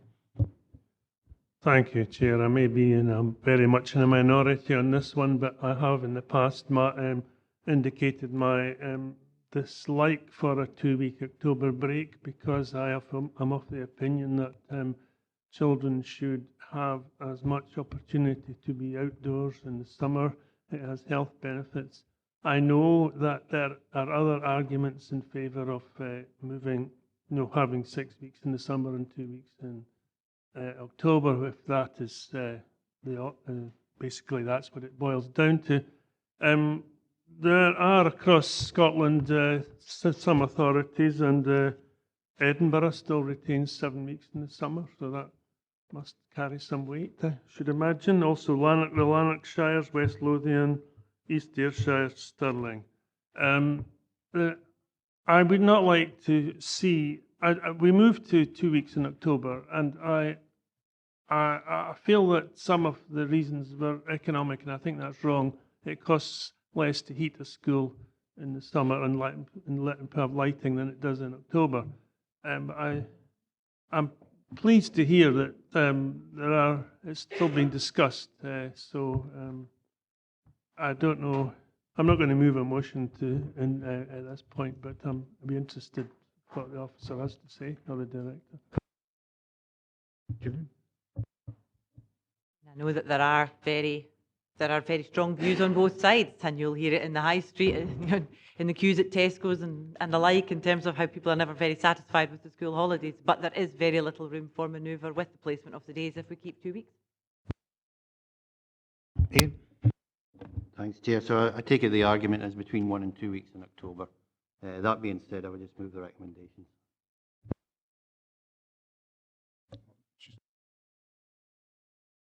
I can remember October was used for lifting tatties. So if he didn't have 2 weeks to lift the tatties, again, a lot of pressure to lift them in 1 week. Could he clarify just exactly what you've got school holidays, and then you've got school closures, and then you've got voids.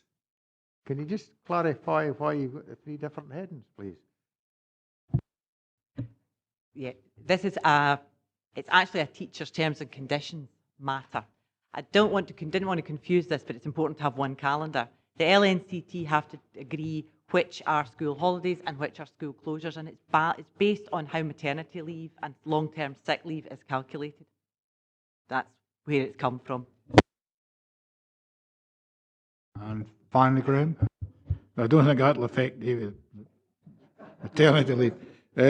Just to say, Chair, that if you look at the two tables we've got in front of us, in the 16-17 we have 7 weeks apart from 2 days, which are void, and we have also got 7 weeks in 17-18 apart from 1 day, which is void. So Councillor Witts is still getting his 7 weeks holidays, as far as I can see, give or take a day. And finally, Alistair. In Finland, primary school children have 3 months in the summer and they have the best education system in Europe. I rest my case. I don't think we want to open that one up again, do we?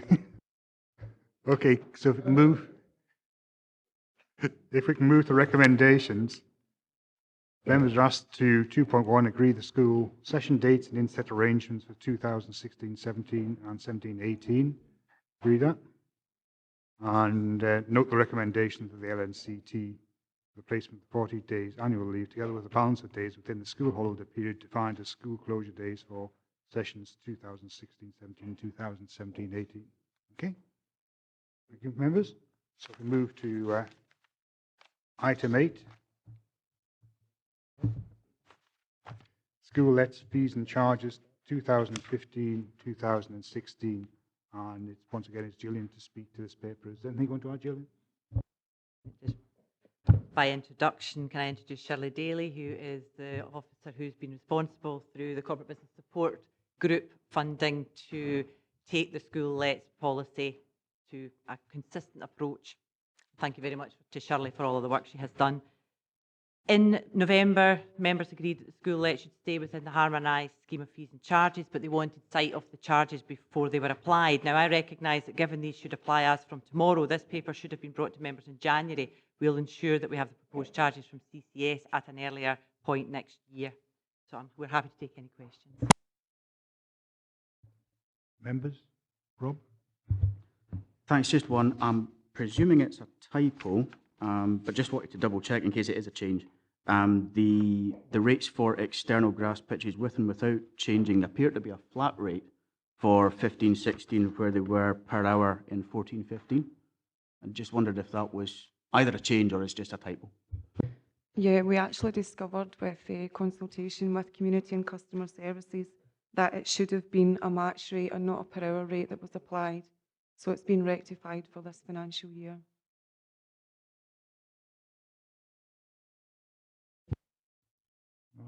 No? Ah, Jim? Thanks, Chair. Given the emphasis on healthy living, why is VAT charged on sporting facilities? That's possibly something we need to raise with the government, but Part of my reason of bringing Shirley along with today is VAT is not my strong point, but it is HMRC regulations. Have you got anything further to add? Shirley, can you help me out on that? Really just that the guidance on the HMRC website is that if a club can prove that it's an affiliated club or a constituted association and they book 10 or more sessions and they have to fulfil all of the criteria stipulated, they can qualify for VAT exemption. Yeah. So the group which only meets 8 or 9 times, unfortunately, does not qualify. They don't know, and I have asked questions about this from Community and Customer Service colleagues. Unfortunately, it doesn't. You don't qualify for VAT exemption if you're just a group wanting to go and book and play 5-a-sides maybe half a dozen times. it's one of the many mysteries of the VAT system. Colin? Thank you, Chair. It's just I'll not say advice, but maybe experience, this past year, HMRC came into a swimming pool in Kirkcudbright and upset the apple cart by changing us from, well, it's not, it's a good thing, but it took an awful lot of time and effort to do it, to change from VAT rated to exempt, because they are adamant that anything to do with sport, it shouldn't have VAT applied to it. So I'm really surprised that swimming doesn't carry VAT, but football or any other exercise seemingly does. I mean, that seems a bit strange to me. It may be worth actually having a word with HMRC rather than just going on their website. Yep. Thank you very much for that. Can we take further advice? Ian Dick. Thanks, Chair. Just on going back to the external grass pitches there. So we're going from £9.50 an hour. Take the junior, £9.50 an hour. And in terms of match time, that's probably around about 2 hours. We're going from effectively £19 down to half that. So we're actually, our revenue will half from the external grass pitches, and yet grass pitches presumably require quite a bit of maintenance. There has been quite a lot of debate with the grass pitch situation in relation to the educational establishments, and that most of the sports facilities have like cover at the weekends and in the evenings, but the education department is actually running at a loss when we use our grass pitches because we need janitorial cover on site at the time. We have taken this up with community and customer services, and over the next 3 years there will be a more significant rise for the charges in relation to grass pitches to a national level, because in Scotland we are one of the cheapest authorities for the use of all our facilities. Come back, but why are we halving the amount of income we're getting at the moment? That doesn't seem to make sense. I mean, it flies in the face of what you're telling me is that we're making a loss as it is, and then we're going to cut our income by half. I think what's happened is we've actually been charging the rate per hour last year, and we've been advised by community and customer services that it shouldn't have been a rate per hour, it should have been a rate per match.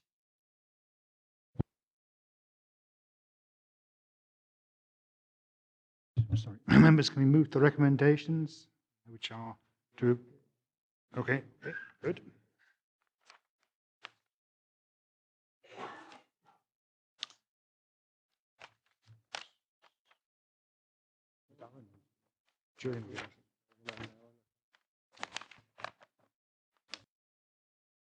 If we move to item 9, beyond the school gates, street traders and school food.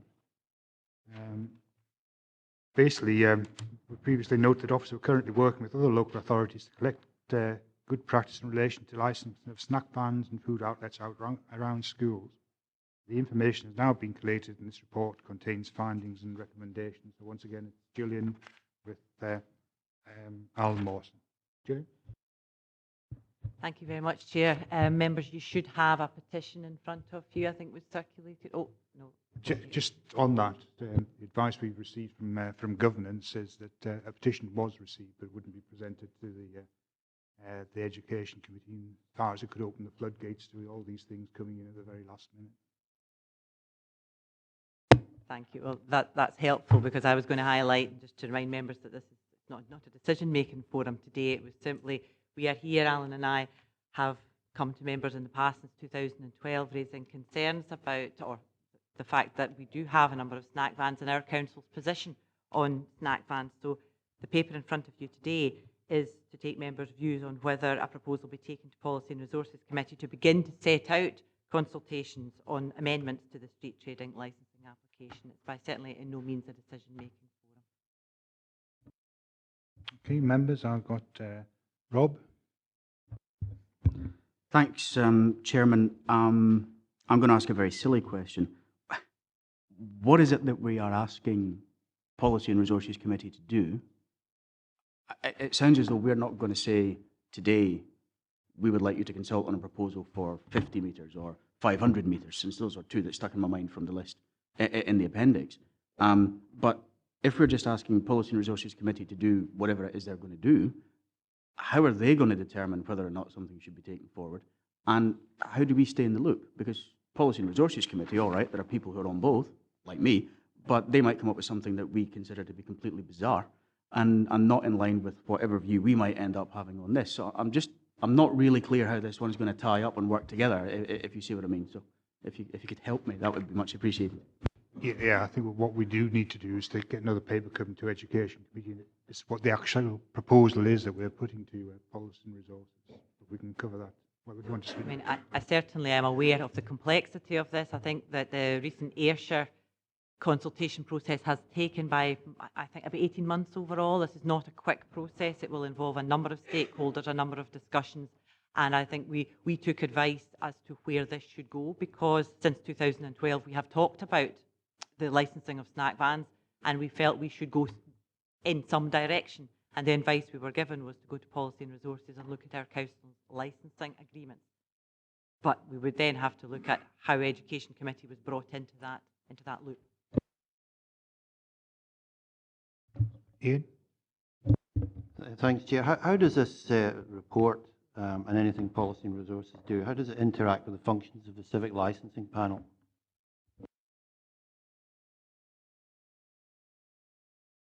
I would have to take advice from Policy and Resources Committee on that one, Councillor. I certainly think that would be extremely important, because I see nothing in this report about that, and to me that would be a key thing. Ian? I think Rob Davison raised a valid point, but I think it's covered in 2.3, and Gillian's already touched it in regards to the consultation process, and I think as elected members will be included in that consultation process, and I would imagine any other relevant stakeholders like Ian Dick's bringing it up as well.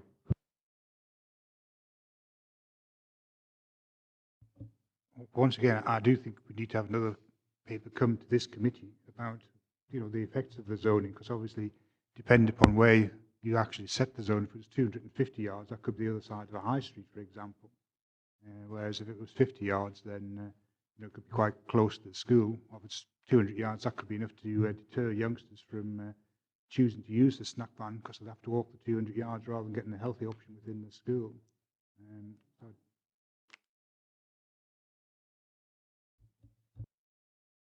Jeff, just a wee addition to what I said there. I think in future, if there's any of these sort of reports either going here or Policy and Resources, there is advice available at the committee from Civic Licensing.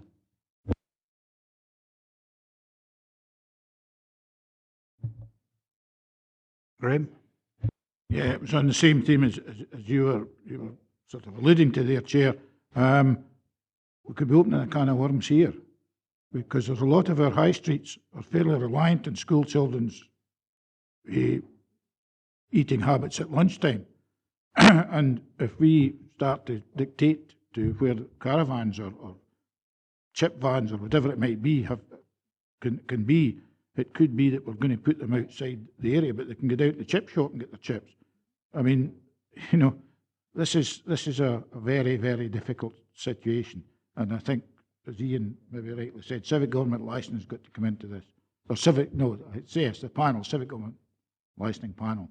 They will have to make the decision at the end of the day as to where the restrictions are put in these. Right. Thanks, Chair. It does seem to me that's a good example of something that we as an Education Committee have an interest in, but not a control over. And really that's why the Education Department is asking you, do you want us to at least investigate and ask those who do have control over this to begin a consultation, look at whether change could come about. And that's why it's a wee bit complex in terms of the order that it goes through. Ronnie? No, I think we do need more information in education. I mean, everybody in education here has children's health at heart, as do others, and I think it would be remiss of us not to have some kind of a view and some kind of, where we want to go with this, even although it is a hot potato. But there are, I think it is a responsible thing that we have to do, but we don't have the information in front of us to actually, come to any kind of direction that we might think education and the healthy eating habits of children should go. And every school has different locations. We've got schools that's not going to be there in a wee while as well, which would then create a different area, if you want, if we go down that route. But there's, you know, every school in Dumfries and Galloway has different locations, different aspects to it, and I think it might be worthwhile trying to tie some of them down and impacts and all that as well. So we can't just say we recommend a mile for things or whatever. Dennis? Yeah, it was on the same sort of idea, Chair. I mean, every secondary school is different, every catchment area is different, and I don't think there's one rule fits all. And as I say, I think some schools actually keep primary first to fourth year in anyways and don't let them go down the streets. So I think we need a more in-depth report, and it's almost school by school, because the other thing is, with these vans, it probably only affects 2 or 3 secondary schools. It certainly doesn't affect them all. And I think we really need to know, is it Annan, Lockerbie, Stranraer we're talking about? I know it doesn't affect over my way, and so I think we really need that bigger amount of information. We might be starting to put rules in place in certain areas that we don't need. That's a good point. Jim Dempster? Thanks, Chair. It seems to me that recommendation 2, 1, 2, 2 are fine. We need to change recommendation 2, 3 to get a further report here on the impact and the assessment, because I take it we'll be the driver for this. We will be applying, if that's the right phraseology, to the PHE or the policy committee or the licensing panel. And I think we need, first of all, to decide whether or not, as an education committee, we would like to pursue such a proposal, and then you get a positive message going to the rest of them. And as a throwaway line, I drive about Dumfries and Marks High, kids travel half a mile to Burger Van, but I think, yes, go to Lochside Road, I think it is, but yes, you would be setting out the principle of supporting healthy eating, etc., by protecting an area around the school, whatever that area might be. But that's what I'd say, Chair. We should really decide, get a report outlining what we might want to introduce, get member support for it, either that, or if members are not particularly supportive of it, then that would just put an end to it. But the progress or the way forward should be 2, 1, 2, 2 as it is, change 2, 3 and move on.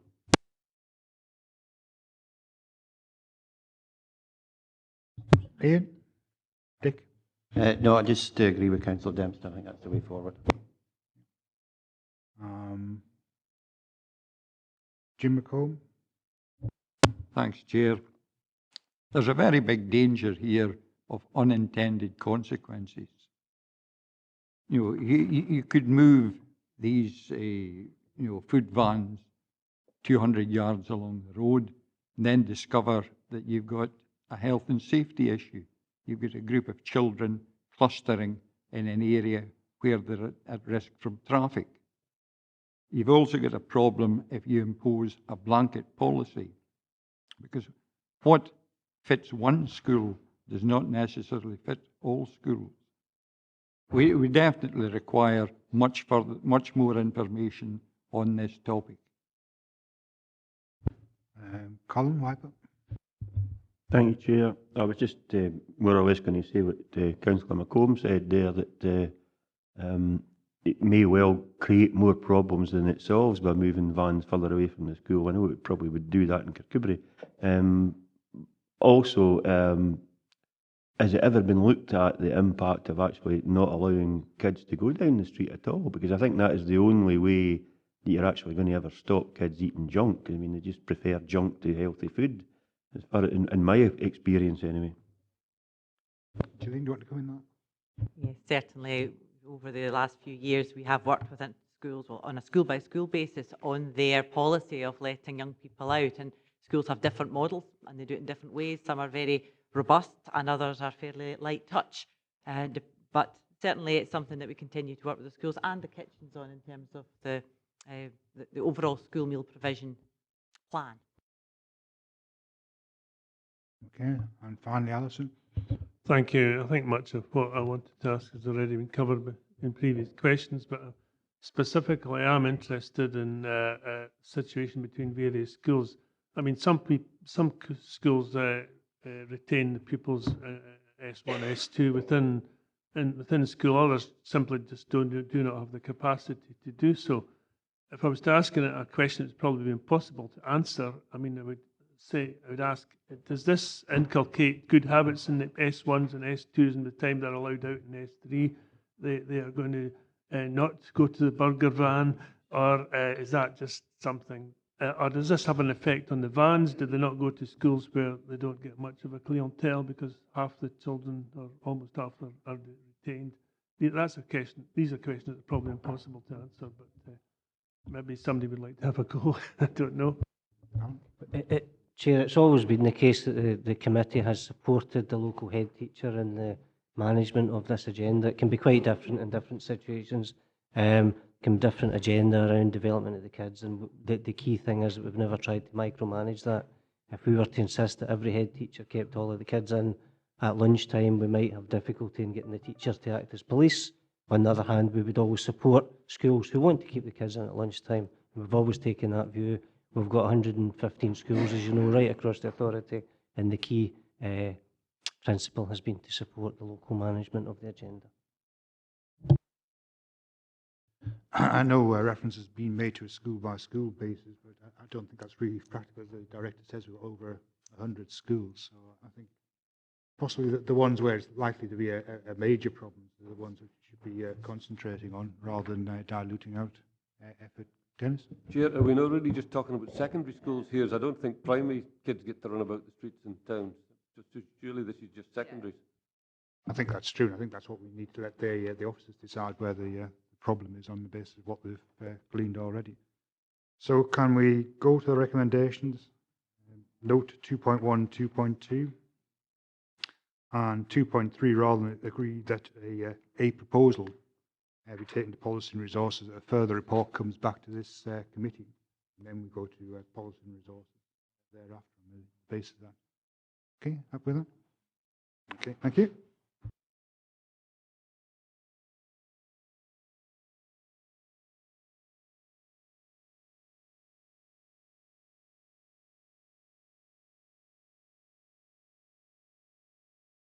So if we move to item 10, rural school provision, Mouswald Primary School. And it's Claire Renton to speak to this, and basically it's looking for agreement to begin the consultation rather than to make any decision other than that with regard to Mouswald Primary School. Claire, is there anything you want to say? Thank you, Chair, elected members. Just to reinforce the point that this is not making a decision, this is just looking for your agreement to commence the process. Should you consider this and wish us to commence the process, we would then engage with Education Scotland to agree the timelines following this committee meeting and decisions. Ian? Chairman, just it's sad for both this one and the next agenda item when you see this coming forward, but I just wonder if we've got any potential feedback from the school itself that's what we can actually share with the committee at this point in time or not. Certainly, Councillor Carruthers. As with all our processes, we believe and actively act on early engagement with the users before we go into a formal process. So we have engaged with the local ward members, we have engaged with the head teacher, and we have engaged with the staff and the parents, albeit in an informal basis. They have welcomed our engaged and sensitive approach to what is a very emotional and challenging situation. They understand and agree with the reasons for us wanting to approach this subject and bring it for your consideration at committee. Why we specifically looked at focusing on August 2016 for closure is we have a primary 5 and primary 6 at the moment. It allows the primary 6 child to see out their education within this environment, and the family, with respect to the primary 5 and the learner themselves, have expressed an interest to be relocated to another school should this close, because they wouldn't want to be the single remaining child. So the informal dialogue, and I have to say that is informal, has supported what we're doing and certainly been part of shaping this paper that you see in front of you today. No one else is indicating, so can we go to... Oh, sorry. Oh, Colin? Sorry, Chair. I just point of interest in what does it actually cost to keep that school open for 2 kids per year? We've just undertaken a review at the moment, but the figures that I've just got back that need to be checked is about 80,000 for the school.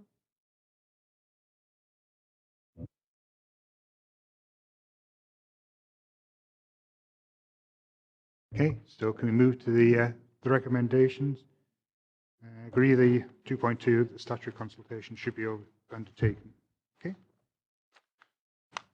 So moving on to item 11, which is a very similar report on this time dealing with St. Peter's Roman Catholic Primary School at Dalbeattie.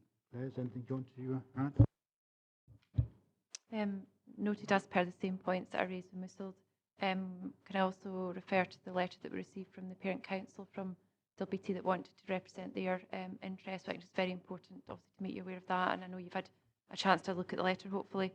In terms of pre-engagement, again, we followed the same process. We spoke to the local ward members, we spoke to the head teacher, and we've had two meetings with the parents. We've tried to summarise what the parents' concerns are in relation to this item. They are not in supporting of closure, and obviously they've demonstrated that in the letter that the Parent Council have written to you as well. But once again, just to emphasise, this is the start of the process. No decisions have been made, and I think the Reverend Father McFadden wants to speak in regard to this. Thank you, Chair. I just want to say, first of all, that on behalf of the Church, we want to say this is not an attack on Roman Catholic provision. And if anyone says that and tries to go down that line, we are not agreeing with that at all. We recognise that the local authority has a commitment to denominational education where there is sufficient demand for denominational education, and we recognise that the ongoing work for Roman Catholic schools where the parents support that and it's part of the choice which is there, and we recognise that the authority is supporting that, so I acknowledge that. The particular case with St Peter's is that in the last number of years there has been insufficient demand on behalf of the parents to offer, to take up the offer of denominational education, particularly from Catholic parents, and as such the Church recognises that St Peter's may not be viable as a separate Roman Catholic school, and so does accept this proposal to begin the statutory consultation. David? Just to ask Claire a question. I know we all got a letter, Claire, and I find it quite misleading that you said there has been meetings, but in the letter it says, I think Marcel and Robert attended the meeting on the 17th of May 2013, but they say they've never, Parent Council have never been involved since then at meetings. Is that true or no? Because I find it quite hard to believe, because we've kept asking you updates, even with the new school build and the school being kept on the same road. Myself and Vanessa Morris were invited to two Parent Council meetings, so that was the 5th of February and 2 weeks before that. So at the request of the Parent Council and the school, we did go in and meet with them, and those meetings are annotated as well. Right, that's fine, because that letter is misleading.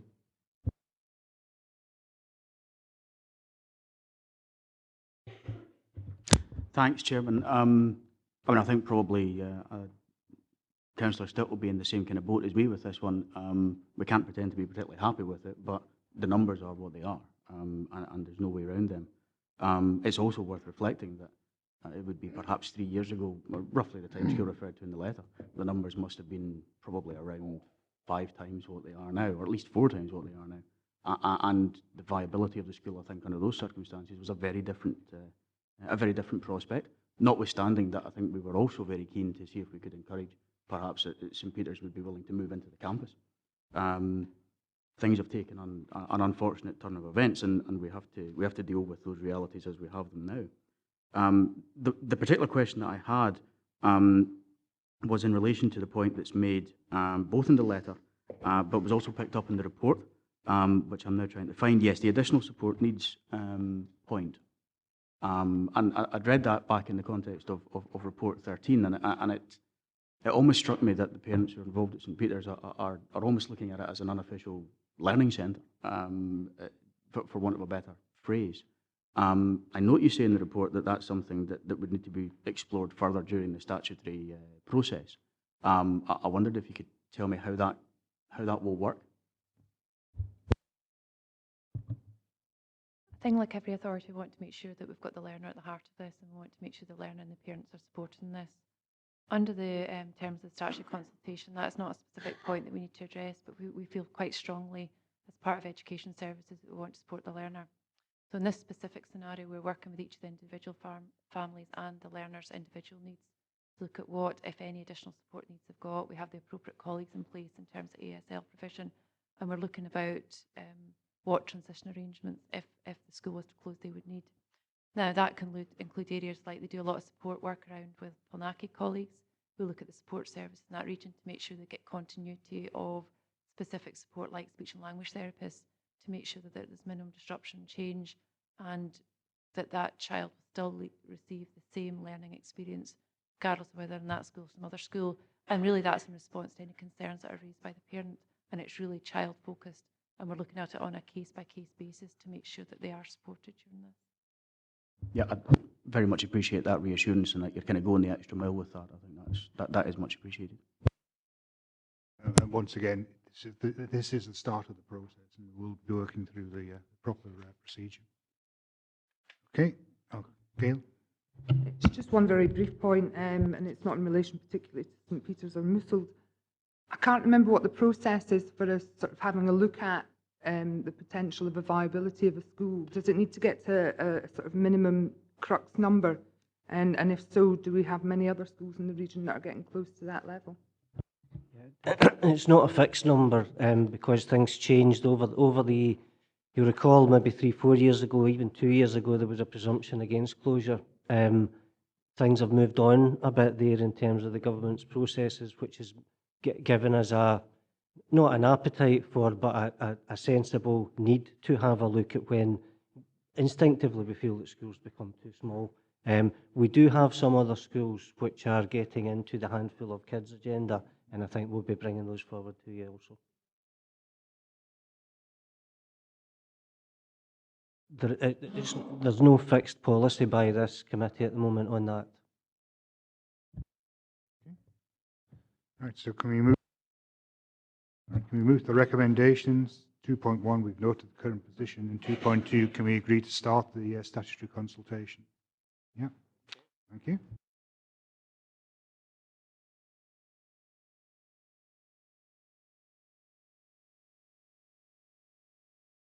So we move to item 12, property, buildings, schools, asset class prioritisation process. This report provides Education Committee with a list of elemental condition values of this school estate broken down within each building to form the list for consideration for investment. It seeks to note the Committee on including reactive funding within the asset class, reviewing the current capital allocations and agreement to receive a paper in July on school priority order. And can I just emphasise to members, we're not talking about each individual school. Otherwise, we'll be here until next week, or possibly after the election. So it's the process we're looking at rather than each school. Will be a report coming in July with regard to the prioritisation. James, having remembered what I've just said. I'm not going to talk about my particular school, but ask about the process, given that there will be times when a particular element of a school is identified as being less than acceptable, but the remainder of the school ticks all the A boxes. How does that then fit into the programme? Because I know it says here that 10% of the capital can be diverted, but how do you sort out one particular element in a school when the remainder of the school is by and large superb or 100%? Because it doesn't feature across all the...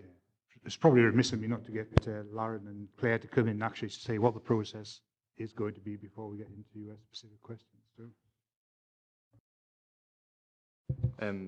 There's nothing further to add at this point, but to go directly to your question there, what we've looked at across the condition surveys is the major elements as identified by the Scottish Government condition documentation. So they're weighted by percentage, and across the spreadsheet that's attached to the paper, you'll be able to interrogate that and look where the specific elements for any individual school sits within those ratings. Our assumption will be to look at the worst case scenario elements first, so the external walls, windows and doors with a 20% rating. Any C's and D's, they will be the elements we will address at those individual schools first of all. So if a school had those elements, we would tackle those within the affordability funding level that we have. Then we'd move on to the next element. Now, all of this is on the assumption that we're able to assess each individual school as a package, if you like, and where there's financial sense to go beyond those identified major elements, we'll try and incorporate those as much as possible. the types of thing you might be referring to is where there's mechanical or electrical deficiencies in the actual building itself. It may well be that we take those as a package across the authority and roll that out as a programme, and so that will identify where there's a failing on the heat source, for example, and there'll be a package across 5, 6, 7 or 8 individual facilities and address that as one major package within it. Interestingly, the external walls, mechanicals and the electricals, between them, they're around 30% each on those elements, so they tend to be the areas where there's the most need and demand for investment across the schools that we have. Thanks, Chair. I know I've read all that and understand all that, and I'm trying hard not to get involved in local individual schools, and both Lauren and Colin know why I'm asking the question. It's how you deal with the Scottish Government's assessment as opposed to the assessment of the head teacher, local council, service users, etc., and how, because it doesn't appear to me the rating marries my understanding of the circumstances in some cases. I think that's it's a difficult one without actually going into specifics on it. Don't go there, Lauren. And I try to avoid that as well. I think that the precedent says if it's not within a major element, we would be looking at the safe, secure, wind, watertight, health and safety. If it ticks those boxes, then that would get priority investment over others. Without going into detail of any particular project, it's difficult to justify one way or another. I'll take that up later, but that sorts the fundamental question. That's what I was hoping you were going to say, Jim. Ian? Dick? Hi, Chairman. Just in an attempt to keep it strategic, I'll ask a question in regards to, see if we're to agree the recommendation today in regards to Hots Primary School, would that have a positive or a negative effect on using that as a case scenario? In relation to that particular school, it actually wouldn't have any impact because we're addressing that school through a health and safety agenda on that one anyway, so that has to happen irrespective of what's agreed today. Can I just reiterate it's a process rather than the examples which may be brought forward to justify the process. Ian Dick? Thanks, Chair. How does this review fit in with the overview of the corporate asset management strategy? There's no mention in here of matching up with other services where provision could be provided for another service within a school building, for example. So what sort of discussions at corporate level are had about the review and how we can make best use of our school assets with other services? Okay. This policy forms one aspect of looking at the whole the asset plan in terms of we're looking at creating a capital investment strategy, and it's a number of policy. It is the small schools agenda, which we've just spoke about in the previous papers. It's the prioritisation, and it is about the joining up of thinking in terms of use of assets.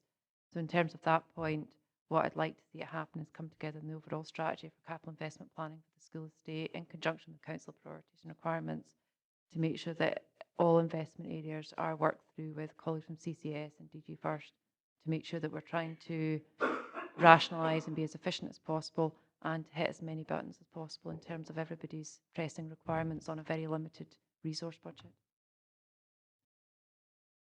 Alistair? Thanks, Chair.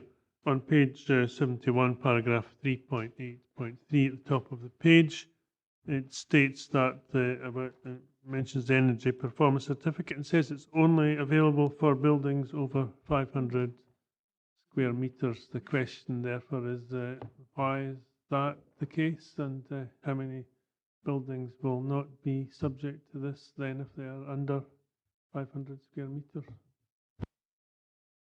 The value against that isn't set by the local authority. That comes from a national level, sitting behind energy performance certification. Off the top of my head, I couldn't quantify how many schools that relates to, but I can certainly get that information for you. Effectively, what it's saying is a small building isn't going to have the same constraints put on it in terms of its energy performance because a smaller building just isn't going to compare to something of 500 metres or larger. So that's the reason behind that at a national level, but I can certainly get you the detail on that. Come back on. Thanks. I would appreciate information on that. I take it from what's been said then that it's unlikely that this will be rolled out for buildings under 500 square metres. I just find it curious considering all houses nowadays have to have that when you sell a house. So just wondered why this isn't in the public sector. I think that's a question for government to respond to, but I think just in terms of giving you reassurance that in terms of all investment in line with council priorities, we should maximise and promote sustainability in the green sense in terms of energy efficiency wherever possible, and we'll continue to do that. No one else looking to speak, so can we move? Oh, sorry, Lauren. Just to add to that, the main difference is because they're not classified as domestic dwelling establishments, so they have a different criteria that they work to. For the buildings that fall into that category of sub 500 metres squared, we will still, though, definitely be interrogating the energy performance of those establishments, but to the same standard criteria, but it won't be looking at the actual Scottish Government energy performance certificate that was generated. We'll use our own in-house criteria. Okay. Graham, that's one. Sorry, Chair, this is just the usual daft laddie question. Are we talking about 500 metres squared, or are we talking about 500 square metres? Because there's a serious difference. 500 square metres, isn't it?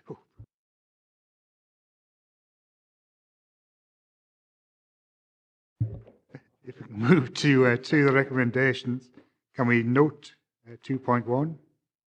Can we agree 2.2? Can we note the 10% funding allocation for active works as detailed in 3.11? 2.4, note the capital budget allocation. And 2.5, agree to a further update in July 2015. Okay, happy with that?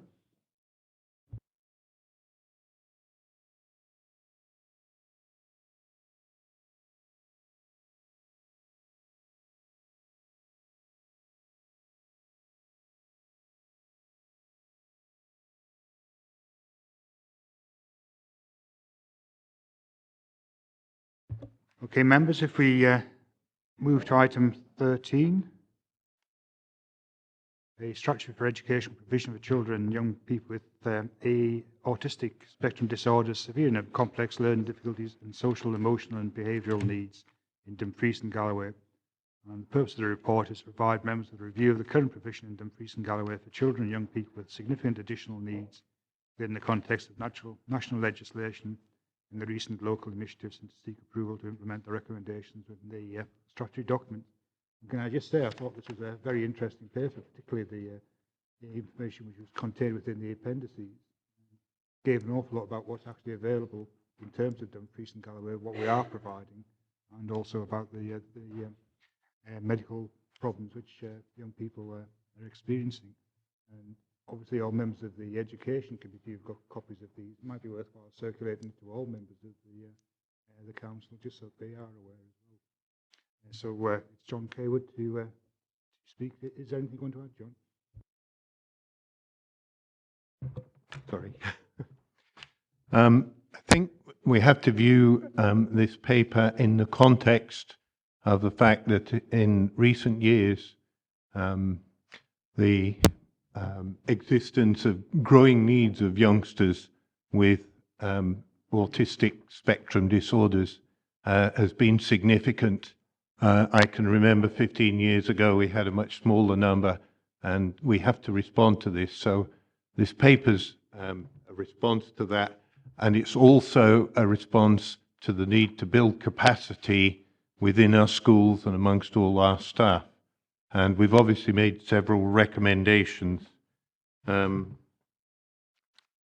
I think a second factor we need to bear in mind in thinking about this is the need to develop a specialised local facility for the most significantly affected youngsters, the youngsters who have the most significant needs on the autistic spectrum.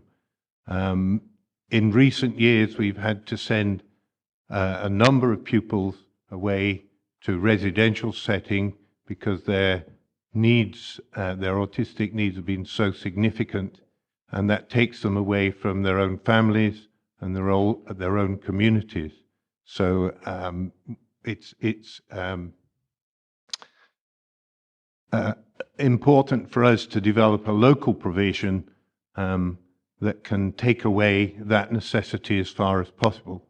And obviously there are not just implications for the individuals and their families, but there are implications for the education budget.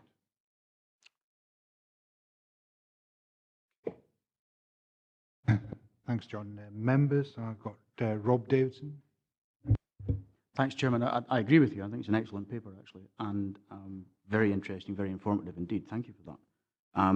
My question wasn't actually so much on the content of it, but on how, as a committee, once we've agreed that this is going to be the strategy, we make sure that it's not parked on the shelf, but it's implemented in all the respects that we will have agreed to, and how we're going to just keep a track on that. It doesn't have to necessarily be on a massively regular basis, but I do think that after having agreed a strategy such as this, we should be able to track it through and actually see that what we've agreed is being delivered on the ground. So not quite sure who's going to answer that, but that was the point that I'd wanted to raise. Yeah, Chair, I think that there are some really quite specific recommendations or information. There's a lot of information, but very specific developments in this agenda, and it would seem to me absolutely reasonable it was a relatively routine reporting back in progress to you, maybe on a 6-monthly basis, for example. Yeah, I think that's a good idea. Otherwise, we might lose track of it. Gail? Thank you, Chair. Yeah, I think it's essential, and even more so because we have another review in respect of ASL sort of in train as well, and it's how they dovetail together. I think that's hugely important. It's sort of to go back to, I mean, we've discussed this over the years, maybe 2-3 years now, and we made a decision last year to, I think it was through Policy and Resources, to commit 250,000 to the development of this. I felt at the time that the priority for that was an autism school or facility within the region, and the rest of it was to sort of go around that, and it seems to have sort of turned itself a wee bit the other way around. And my one concern, I think, at the moment, it's a brilliant report, and I'm not having a go at the report, it's fab. If we go to page 80, I think it's third bullet point from the bottom, specialist provision for children and young people aged 18. I won't read it all. Under the leadership of the head teacher of the new Langland School and situated in close proximity to primary and secondary educational facilities. And then if we go further on through the report, because I have read my report, to page 91, that's in complete contrast to that bullet point. It's suggesting that the provision should be standalone, very specialist in a separate institution with a name to be decided, and yet within the bullet point of the recommendations, we're basically saying it's going to be within the new Dumfries Learning Town complex, the new Langland School under that head teacher. Have I picked that up wrong, or is it two separate facilities? Yeah, it's two separate facilities. I'll maybe just let John explain that, Gail. As far as the Langland provision is concerned, the recommendation is that it will become part of the North West Dumfries development. But if you like, alongside the other school buildings that are going to be there, as far as the autism provision is concerned, there hasn't been such a clear decision made about where it's going to be sited, and there's still discussions going on with the schools within North West Dumfries, but it's proposed that it should be adjacent to school provision. Now, because of the particular needs of the pupils who may be located there, it may be harder to establish it on the mainstream school site, partly because of their needs and partly because of the way their behaviour might impact on the school environment around them. It's obviously desirable that we should have inclusion where possible, but part of the provision for that may mean that it needs to be, if you will, a more discrete provision than the Langland provision, And if you're putting two similar, though not identical, types of provision on the same site, that will have a considerable impact on the mainstream schools on that site, and it may not make the kind of provision that we want for the very specialist needs of pupils on the autistic spectrum. Claire? I think Claire wants to answer. If it's okay, just to add to that, I think everybody understands the complexity about actually getting this right for our children with high needs in terms of autism, and the current arrangement is about out of region. And I think members will already be aware that this is not just an educational aspect, but it's the social work, it's the NHS, it's a number of agencies working together, and we are working together to get our common needs and challenges so we can make sure we get the right solution. And it's not just about within the educational environment, it's about the supported living. In order to make this work and to make it work correctly for the families and the needs of the learners, it needs to be a joint proposal, which is why it's taken extra time to make sure we investigate all options. And it's not just the capital build, the location, it's about the operational side of it, which again, members will have insight in terms of the complexity of that. So that's why we need to take extra time to make sure we get this right for all aspects of this service.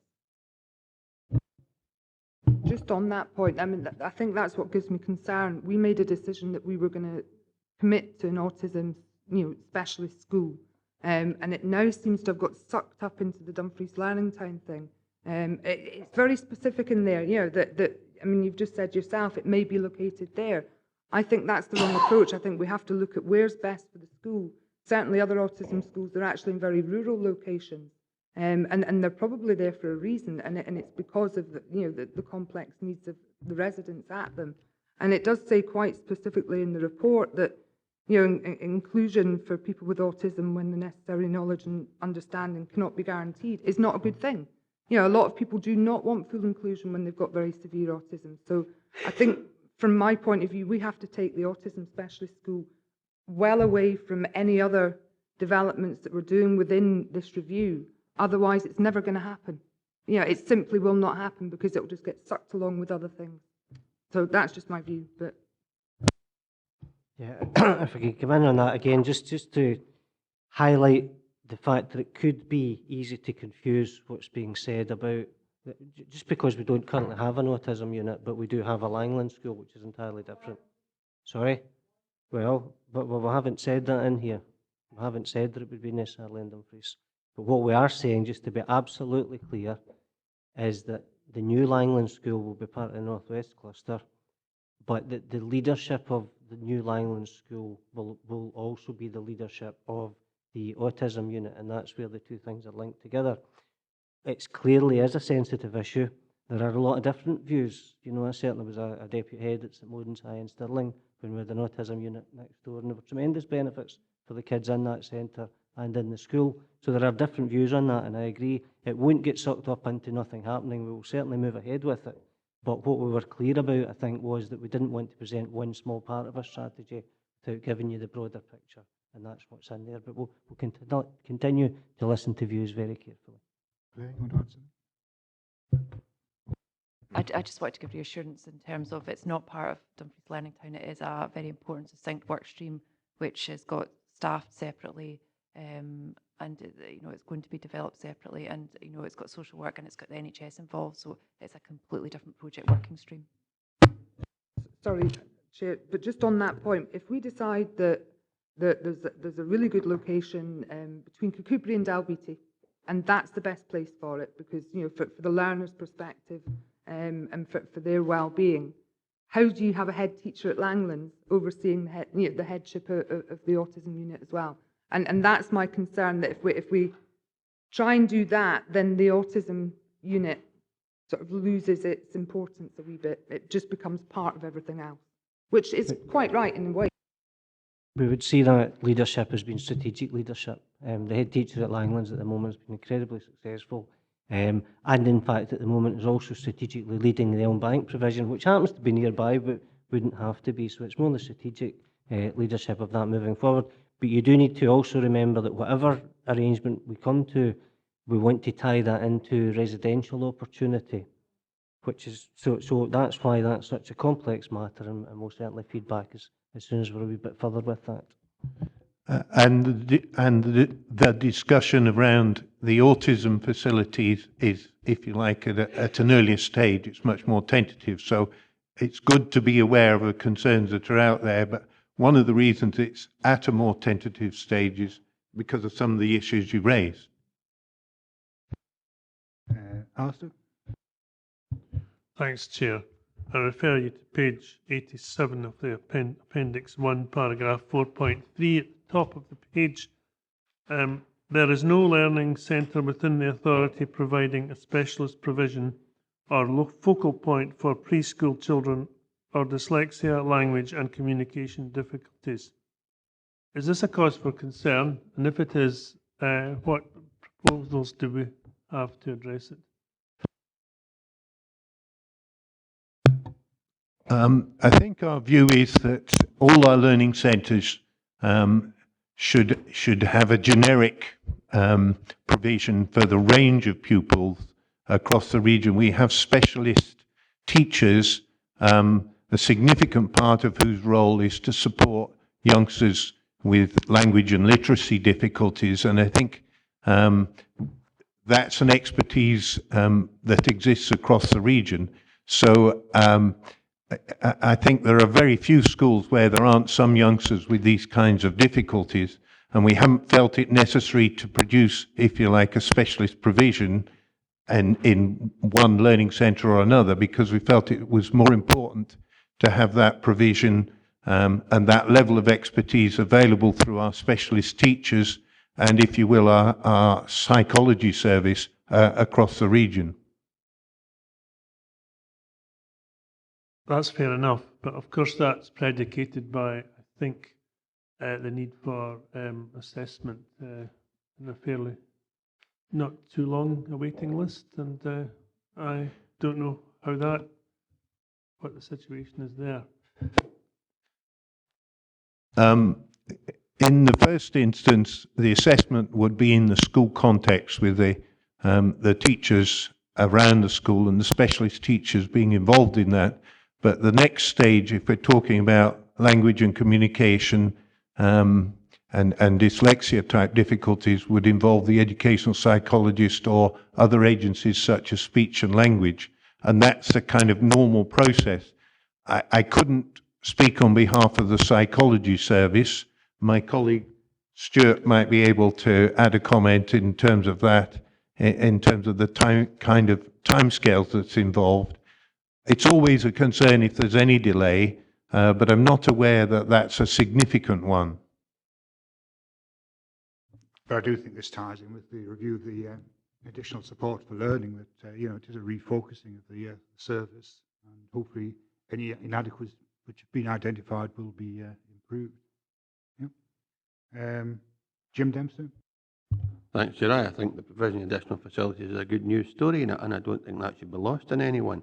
I think this report is a good news story. I've just two questions. I presume that the Learning Centre for Children being maintained at Georgetown is in addition to what's been added. And I think that's helpful because we've invested heavily in these centres, and to discontinue them at such short notice, I don't think would be wise. So I think that's positive. And my question really is, and I'm asking now if you're stating the obvious, on the second bullet point on page 80, learning centre provision should be maintained in existing locations. Is that as they are, or are they receiving additional investment because of the consequence of this report, or are you just simply stating that they will simply be maintained anyway because they're obviously providing a very valuable service region-wide, and the report says that.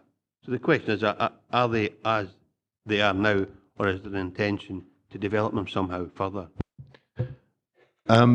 I think they will certainly be maintained as they are, but I think the intention is to build capacity and to develop the leaders of the learning centres, the principal teachers, so they can become more expert, if you like, particularly with regard to autism. And one of the proposals in the service review was to extend the non-teaching time of the principal teachers in the learning centres by another day. And one of the principal reasons behind that was so that they can help to develop understanding, awareness, and strategies about supporting children on the autistic spectrum, and roll that out in terms of staff training, not just within their own schools, but the schools and the staff around them. So in a sense, you're enhancing the specialism of each of the learning centres. So it's not static, it has to be continually developing, and it wouldn't just apply to autism, it would apply to other significant needs that children have. Ian Dick? Mr. Frischler Simpson? Dick? Thanks, Chair. Following on from Councillor Witz's point about assessment, I think we were, Mr. Kaywood was at the Annan event when we were having consultation with the Support for Learning, and I think there was concern about, certainly amongst parents who have children on the autistic spectrum disorder, that assessments took years rather than months to complete. And I think one parent, I think it was actually over 5 years before we got a diagnosis. But putting that to the side, the main, I think, concentrating the main thrust of the report, I think I agree with you, Chairman, that there's lots of interesting information there. I'll draw your attention to page 114, though, and Appendix 2, membership of the Dumfries and Galloway Autism Strategy Group. Page 114, there's 21 agencies and represented. If you scroll down the list, you'll see that there's a glaring omission that there's not one teaching practitioner in there, no principal teacher of support for learning or a ASD specialist there, which is a bit of an omission, I think, there. And I think also brought this point up about the composition of the secondary and primary school reviews, that we need to have practitioners there giving their view on it, because they know the practicalities in this case of working with children with autism in particular, and I think their presence would have been beneficial there. So I think the report's quite comprehensive. It points out to the need for specialist facilities at the learning centres, because pupils with autism have got great needs. They've got great needs for space. It's very difficult to integrate them with other children who have additional support needs. So what we need here is, what I would like to ask is, where are we in providing this service which we would like? How well placed are the learning centres at the moment to meet the needs of these pupils, and what still needs to be done? Because I think that's an important thing for members to know. For many years, we've supported a range of pupils with very significant autism, and done it successfully and positively through our learning centres in mainstream schools and our secondary schools.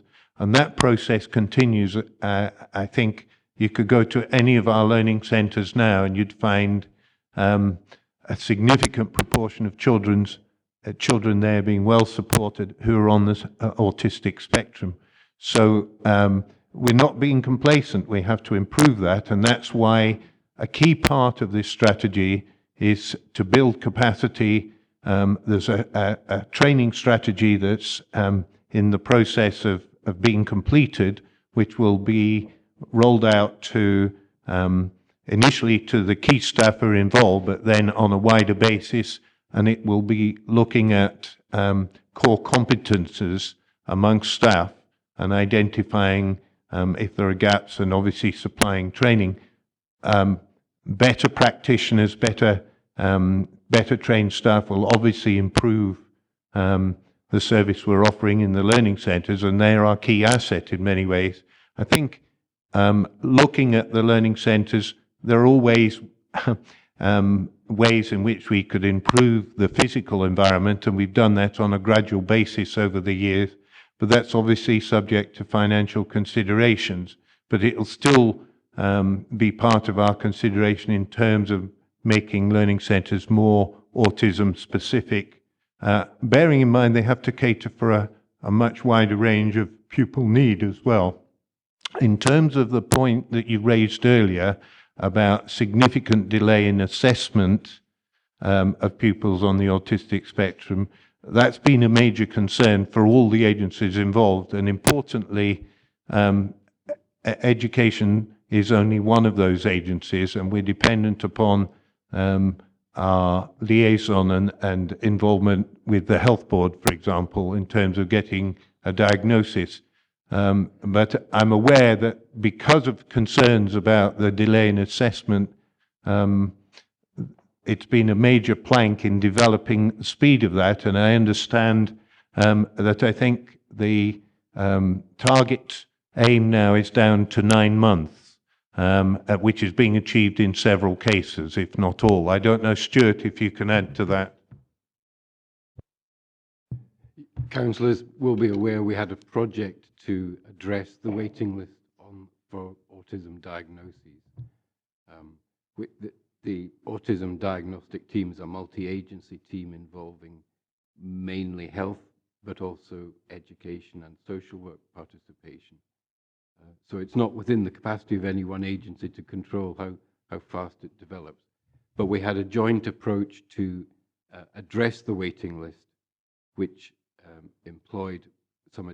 which allocated some additional time from health and education to address that. And it was very successful in reducing the waiting list by about 18 months. From the 2.5 years that it got to, as John correctly says, now around 9 months. Because, of course, people continue to be referred to the service as time has gone along. Conscious of the time, Dick, do you want to come in briefly? Just briefly, it is good that we're reducing the time for assessments on the ESD. That's good. I think it's important that we do look at the learning centres so that they do meet the needs that they have to face. The team there do a good job, but there's more that could be done and more could be invested to make that possible. The special provision is good news. Perhaps we have to think whether one centre is enough or whether we have to have two to address the whole region, because we've got to make the provision close to the student's home as well. I think that's really important. I think within the paper it recommends that there will be a learning centre in the west where there's, if you like, enhanced expertise and skill to address that problem. Obviously, we've always got the geographical issue. Move to the... Councillor Bodie did raise the question of membership of the committee. An educational petitioner, perhaps, would be useful. I'm sure that will be looked at. Move to the recommendations. Can we note 2.1 and 2.2? On 2.3, agree to the recommendations within 3.6. And I think we also agreed to receive a 6-monthly update or monitoring report. Okay. And if we can turn to item 14, which are the minutes of the LNCT meetings for noting. Can I just ask what swivel is? It sounds painful. Oh, right. Yeah. Swivel is a mechanism that allows school users who are on a curricular network to access the council corporate network. Oh. Ted? Just that although we're only asked to note these minutes, like they are somewhat dated, is it not possible to get them to Education Committee, soon after the date of the meeting? Yeah, we'll have a look at that. There only are 3 per year, so I think it's to do with the dates that have taken place, but I'll have a look at that. Okay. I have no further business, so thank you, members.